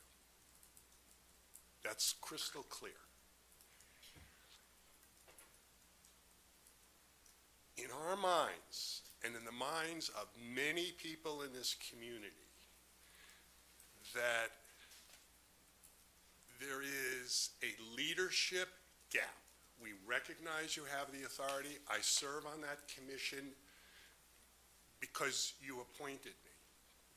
And when I sit in the room here, and I heard tonight that, well, we cannot make any appointments as commissioners because we are in this state of confusion about what the Human Relations Commission is all about.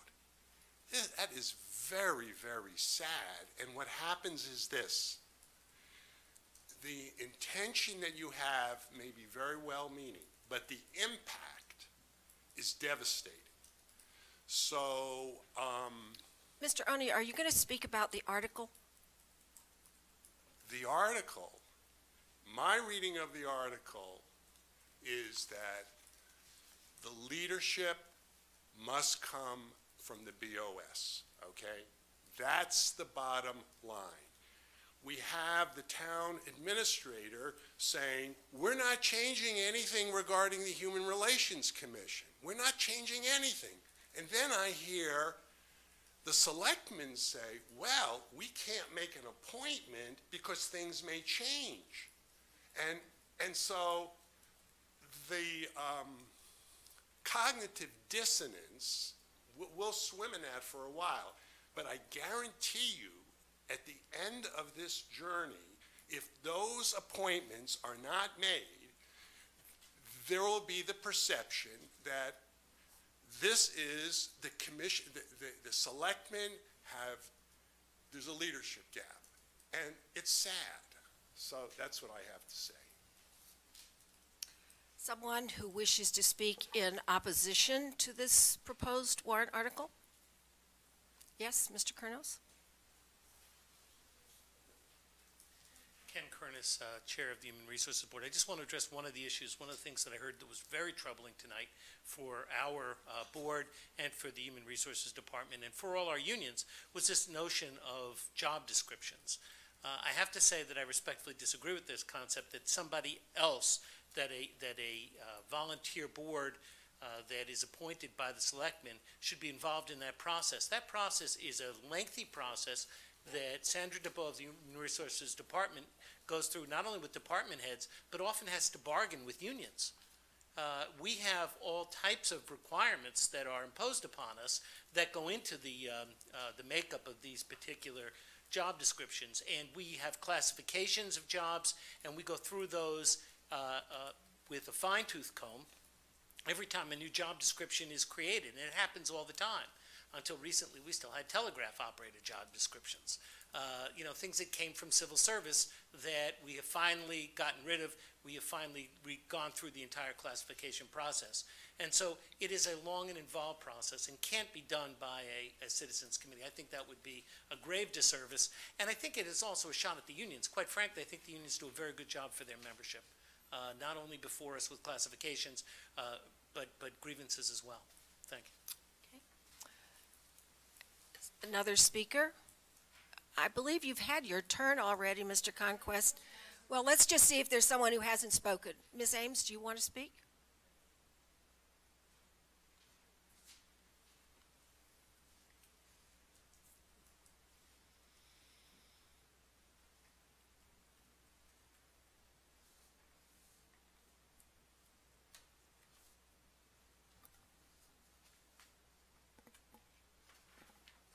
Ariella Ames, co-petitioner of Article 10, keeping the promise, hoping that you can keep the promise as we try.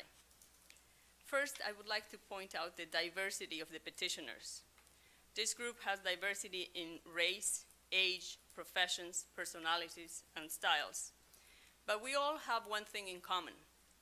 We see the need to address the issue of race in the town, uppercase T and lowercase t, as some refer to, and especially the lack of diversity in the town's workforce. And unlike some in the town administration and advisory committee who believe the racial and social issues from 40 years ago have diminished or disappeared, today, as a minority, and yes, representing the sentiments of fellow minorities in the town, I still appreciate very much the need to address racial disparities, unequal treatment, and discrimination in the workforce. I could also include in that the unequal treatment in appointments to boards and commissions, at least commission.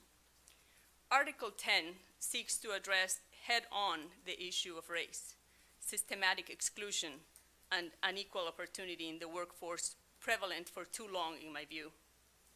We want to move forward with specific actions, not just words. Article 10 is a rejection of the status quo.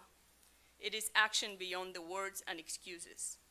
Article 10 is asking you, selectmen, to take ownership in setting a new direction for the town. Thank you. Okay, is there someone here who wishes to speak either in opposition or not in support of this warrant article? Seeing none, then someone who wants to speak in support of it. Please come forward.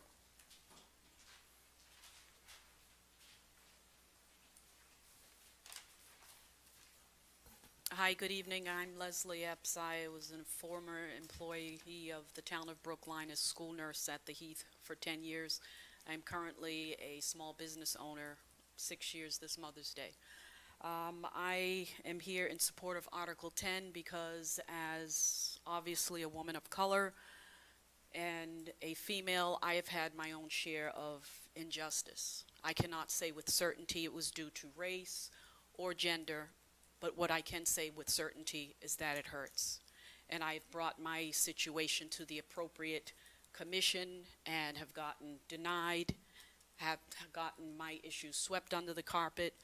I am in great favor of Article 10 because I believe it is very, very necessary that there's an adjunct commission to support what Human Resources already has in place. There also is a great need to add on to what is missing in Human Resources. What Article 10 proposes is in alignment with the state for EEO, but it also adds on affirmative action.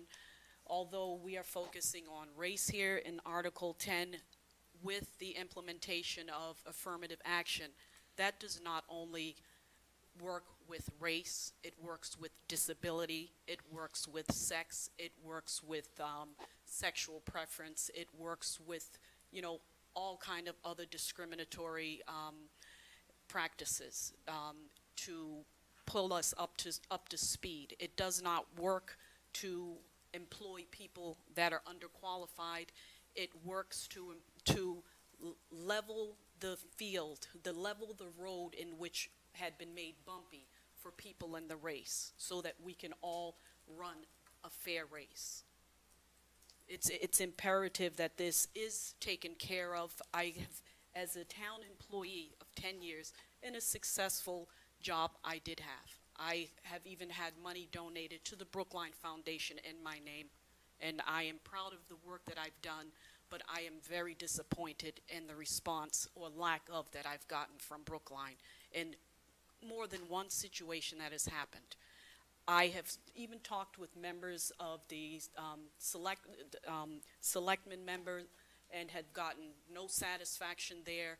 I even submitted my case, certified return receipt, to this commission, and I was told that certain services were not provided to assist in, you know, perceptions of discrimination, et cetera, et cetera. I feel that I am one of the fortunate ones, and that I am now here almost 2 years after the incident took place, and I can at least have a voice. My voice might not be solid, but at least I have a voice now. And I would ask that anyone in any position in this town of Brookline not stand by passively when there is something so obvious and so unjust. Not to stand by and play this old boy routine, to look the other way, to sweep things under the carpet. I humbly ask that you come from your positions of comfort, even if it takes standing up against mainstream, standing up against the more popular way, and take a stand, a personal stand, because we all have a responsibility to humanity, not just to black, not just to females, not just to gay, not just to lesbian, not just to Jewish, not just to Christian, not just to Muslim. We have a responsibility to humanity. We all do. And I ask again, I appeal to your hearts, not to the politically right thing to do. Take action, because the most hurtful thing is not the offense, but the pervasiveness of the inaction, the being denied, the doors being closed, the being, I'm sorry, I don't want to be seen in an adversarial role with particular entities. I've had people in high places as a town employee address me and say, you people, in very high places. And if you think human resources is especially trained in diversity, that is just not some general nebular type of area. It takes expertise, because I feel like the majority of discrimination is not conscious. It's at a subconscious level. It's not intentional. At least I have to believe that, because otherwise, where do I stand as a black American female? If I believe the majority is intentional, where do I stand? Where does my son stand with the last name of Diaz? It's easy to be in a position of comfort. It's so easy to kind of fall into the wave of how the current is flowing. The hardest part is to take a stand, even if it's not a popular stand. But it has to start with us. If we don't, as individuals, start to step out of our positions of comfort or our false positions of righteousness, how are we going to make a change for the better? Thank you, Ms. Epps. You're welcome. May I just ask a practical question? Sure. You obviously are bringing your own experience to this. How would you feel about the reasons, the facts, the circumstances of your personal situation being discussed in a public I wouldn't proceeding? have a problem at all. Okay. It could be discussed around the world. If that is an issue that I think is perhaps latent in this article, and if we're going to go down this road, you might want to touch base with town council about a release with regard to that sort of information. Okay, well, let me release this on record for the public. I was raped at gunpoint in 1995. I was able to move past that, compartmentalize that, and proceed to raise my son as a single mother. I was able to secure a solid profession of a nurse of 22 years, fluent in Spanish, not because I have Spanish roots, but I like to get to know different cultures. What has happened to me and my only child, my son, I have not, to this day, been able to reconcile that, and I feel as though I have been civilly raped. And as a result, I stand with a diagnosis of post-traumatic stress disorder, clearly documented, to the point where I cannot at this time work as a nurse. But I can still put together floral arrangements. At least that ability has been preserved. I thank you, and I think I think one issue that is, thank you very much. I think one issue that is latent in this is the extent to which the Human Relations Youth Resources Commission or any public commission is delving into individual cases in a public forum. And I am very concerned about that. I am very concerned about that from the perspective of employee privacy, applicant privacy, individual privacy. So, could I just make one other comment? Yep. Ken Kernos, you made the comment that, or suggested that Article 10 was promoting race-based hiring or promotion. I don't read it that way. I think that it is talking about policies that are not, that will promote affirmative action without race-based hiring or promotion. By the same token, and this is in response to Ms. Nable's comments, I think that it does, unfortunately, tend to put silos around our commissions and our agencies, particularly by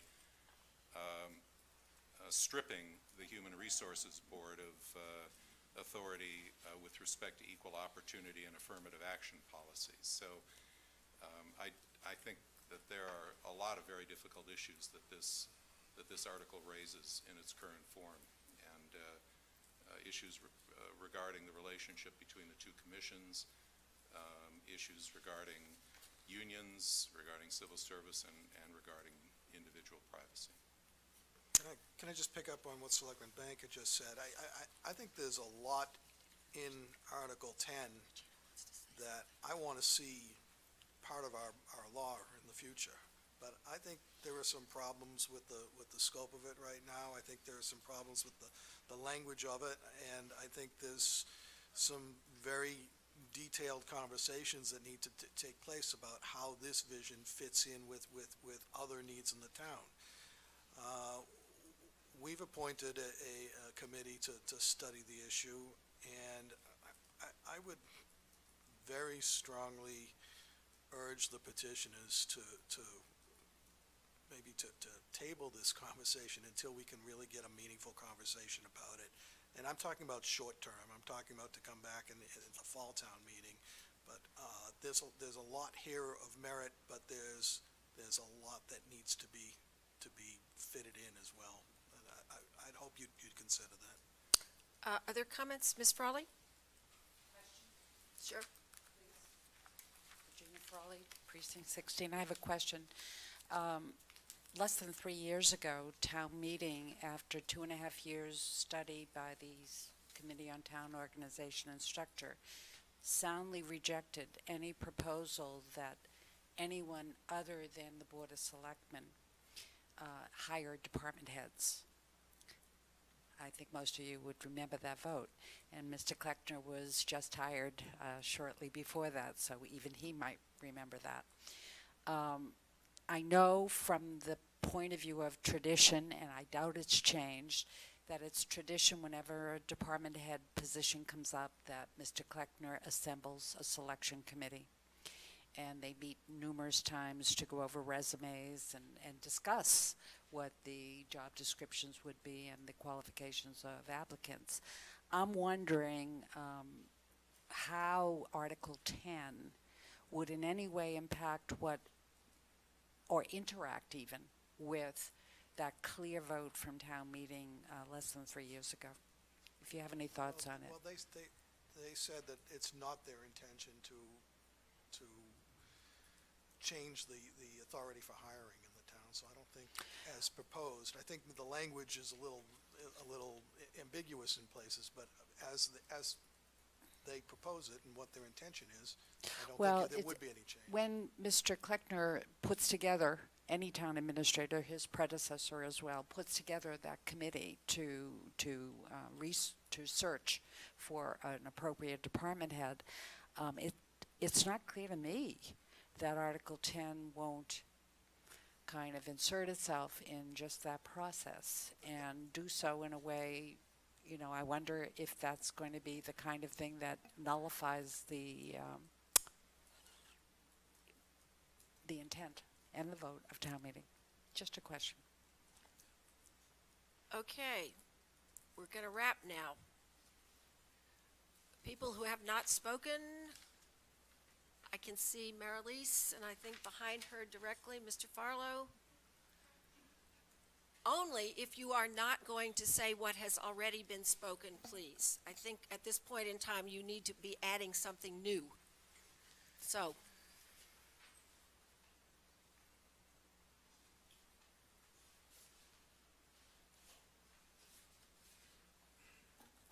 Good evening. My name is Marilise. I'm a town meeting member from Precinct 6. Some of us were here last night in regard to Brookline schools, and we know that schools don't work if people don't work. It's hard to convey the value of an education to a young person without examples in the home of gainful employment. The nation is struggling with high unemployment levels, and we certainly know that those levels are much, much more devastating in communities of color and other communities that are voiceless. It's a problem, and unfortunately Brookline is not immune. Our numbers speak for themselves, and if we don't address this more effectively than we have, how can we ask for either state or national initiatives? I believe that normal human resources, as well-intentioned as they might be, cannot accomplish the job.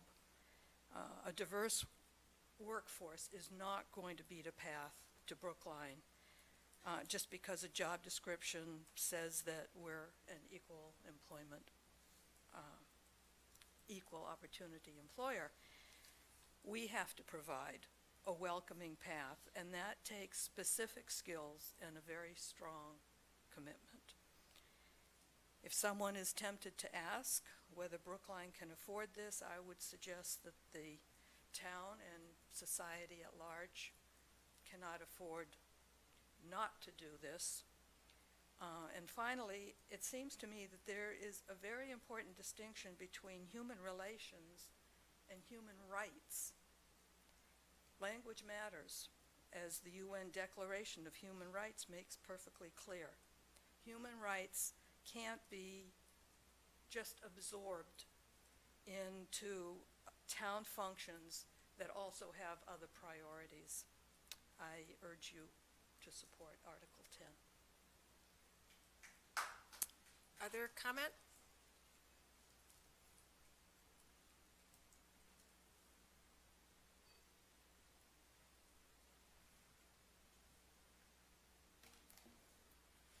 Good evening. My name's Frank Farlow. I'm a town meeting member in Precinct 4. The Human Relations Commission has grown quiet over the decades as the passions that created it have cooled. Its department head has been assigned numerous competing duties unrelated to the Commission's responsibilities under the bylaw and the rulings of the Supreme Court on affirmative action, which have encouraged passivity and resignation on the part of us all. But thanks to the Selectmen's appointments in the last few years, there is now within the Commission a diversity committee, particularly populated by the Commission's younger generation, who are eager to revive the spirit of the, I believe it's 135 residents of the town, get that number, who formulated the original bylaw. Those authors wrote pointedly in 1968, I believe, that in order to achieve the various goals set out for the Commission, the town must be prepared to take extraordinary steps, to spend real money, and to give the Human Relations staff real authority.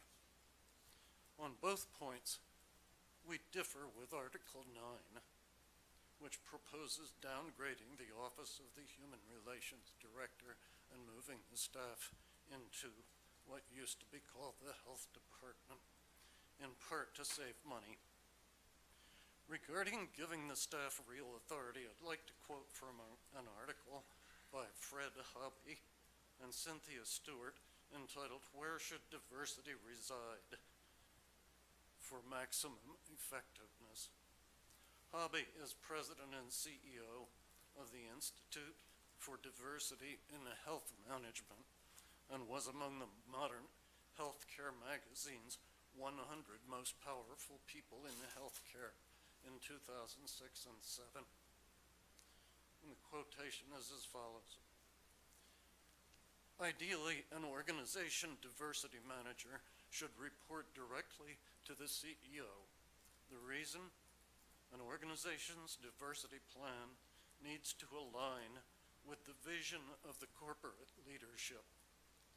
Without this alignment, initiatives often lack the executive endorsement they need to advance and maintain success. Placing the diversity manager elsewhere does not send a message that it is an organizational imperative. And diversity managers frequently report frustrations resulting from misalignment within the organization's structure and operations." I think we're at another turning point in the history of the Human Relations Commission. If we downgrade the status and the authority of the already greatly reduced Human Relations Department, town meeting will in effect be saying, along with many others across the country, that circumstances have changed substantially since our bylaw was written, and we no longer need to be so concerned with the antiquated issue of discrimination. We feel, on the contrary, that at a time when an unprecedented number of our country's people of color are are either incarcerated or being deported. At a time when the resegregation of U.S. schools is nearly complete, we should be doing our best to demonstrate that we deplore these trends. Article 9, the reorganization article, happens to come before us at a time, literally the first time in decades, when the composition and complexion of the Human Relations Commission holds real promise, thanks to your appointments, of becoming once again the sort of agency envisioned by the authors of the original bylaw. We want to see that trend nurtured, not dampened and curtailed. We want to see those deeply committed members, we want those deeply committed members to feel that they have the tangible backing of our town's executive and of our town's legislative body, and not to conclude, as have a number of former commission members of color, that there are more productive ways they could be spending their time. Thank you.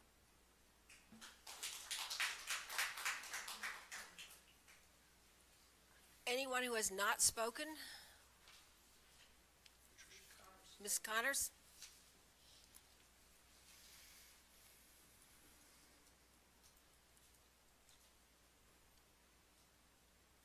Patricia Connors, I'm a town meeting member in Precinct 3. And first I would just like to thank Ms. Epps for providing her very moving testimony, and I'm sure it took a lot for you to be able to disclose that kind of information, and I think it's helpful for those of us present to have some insight as to what employees in town are experiencing. And I do think that the proof I just would like to be clear, Ms. Epps is not a town employee.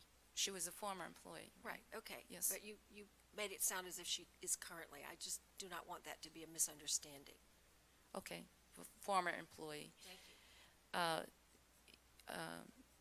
I think, though, that there's that saying, the proof is in the pudding as to how things are working. And then, you know, if you look around the town, you get a sense as to how the current affirmative action policy is working with regards to people of color. I think I support Article 10 over Article 9 in that it is a more aggressive way to approach the problems that we're having with hiring people of color in this town. And I think that it would be helpful for the Board of Selectmen to view the petitioners as potential partners and allies that can help move the affirmative action policies forward in this town, rather than as enemies or opponents. We have the deepest respect for Dr. Balsam, and I understand Dr. Gelano is a very, very good employee, but we do believe, I'm not a petitioner, but I am a supporter, that if there were a director devoted, a director of a department devoted to this affirmative action policy, that it would be given more importance than somebody that's down on the organizational chart as a person would be in the Health Services Department. Thank you. Okay, it's 10:30. I believe we will conclude the meeting of the Board of Selectmen. Thank you all. We want to take votes on. Sorry? Virginia LaPlante. Sorry. Public hearing is what I was going to say. Virginia LaPlante, Town Meeting Member, Precinct 7. I haven't been involved in this at all.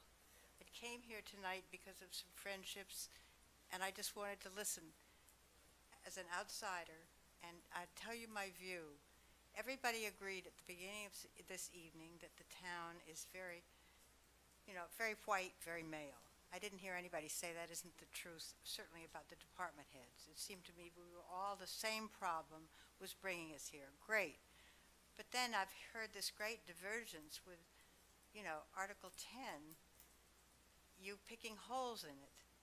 And the group, which is a diverse group, that came up with it. Now, there may be problems with it, but why aren't you trying to see how you can help them fix the problems instead of poking at it and this, it seems to me Article 9 is just pushing the problem under the rug. We will never hear about it again. These people won't be involved anymore, and the town will have missed a great opportunity. I urge you to try to work out something with Article 10 and with its proponents who have all the best for Brookline in mind, as do I. I think we'd all benefit. Thank you very much. Okay, now I'm going to correct my statement and say we will conclude the public hearing on the warrant articles and move on to the last two items on our agenda.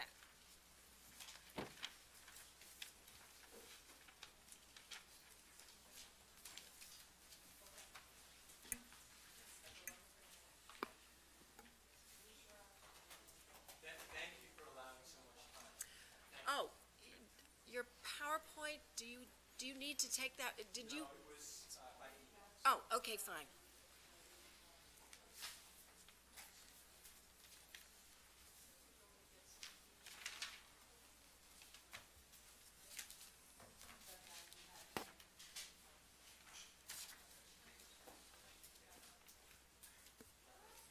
Can I move favorable action on Article 13?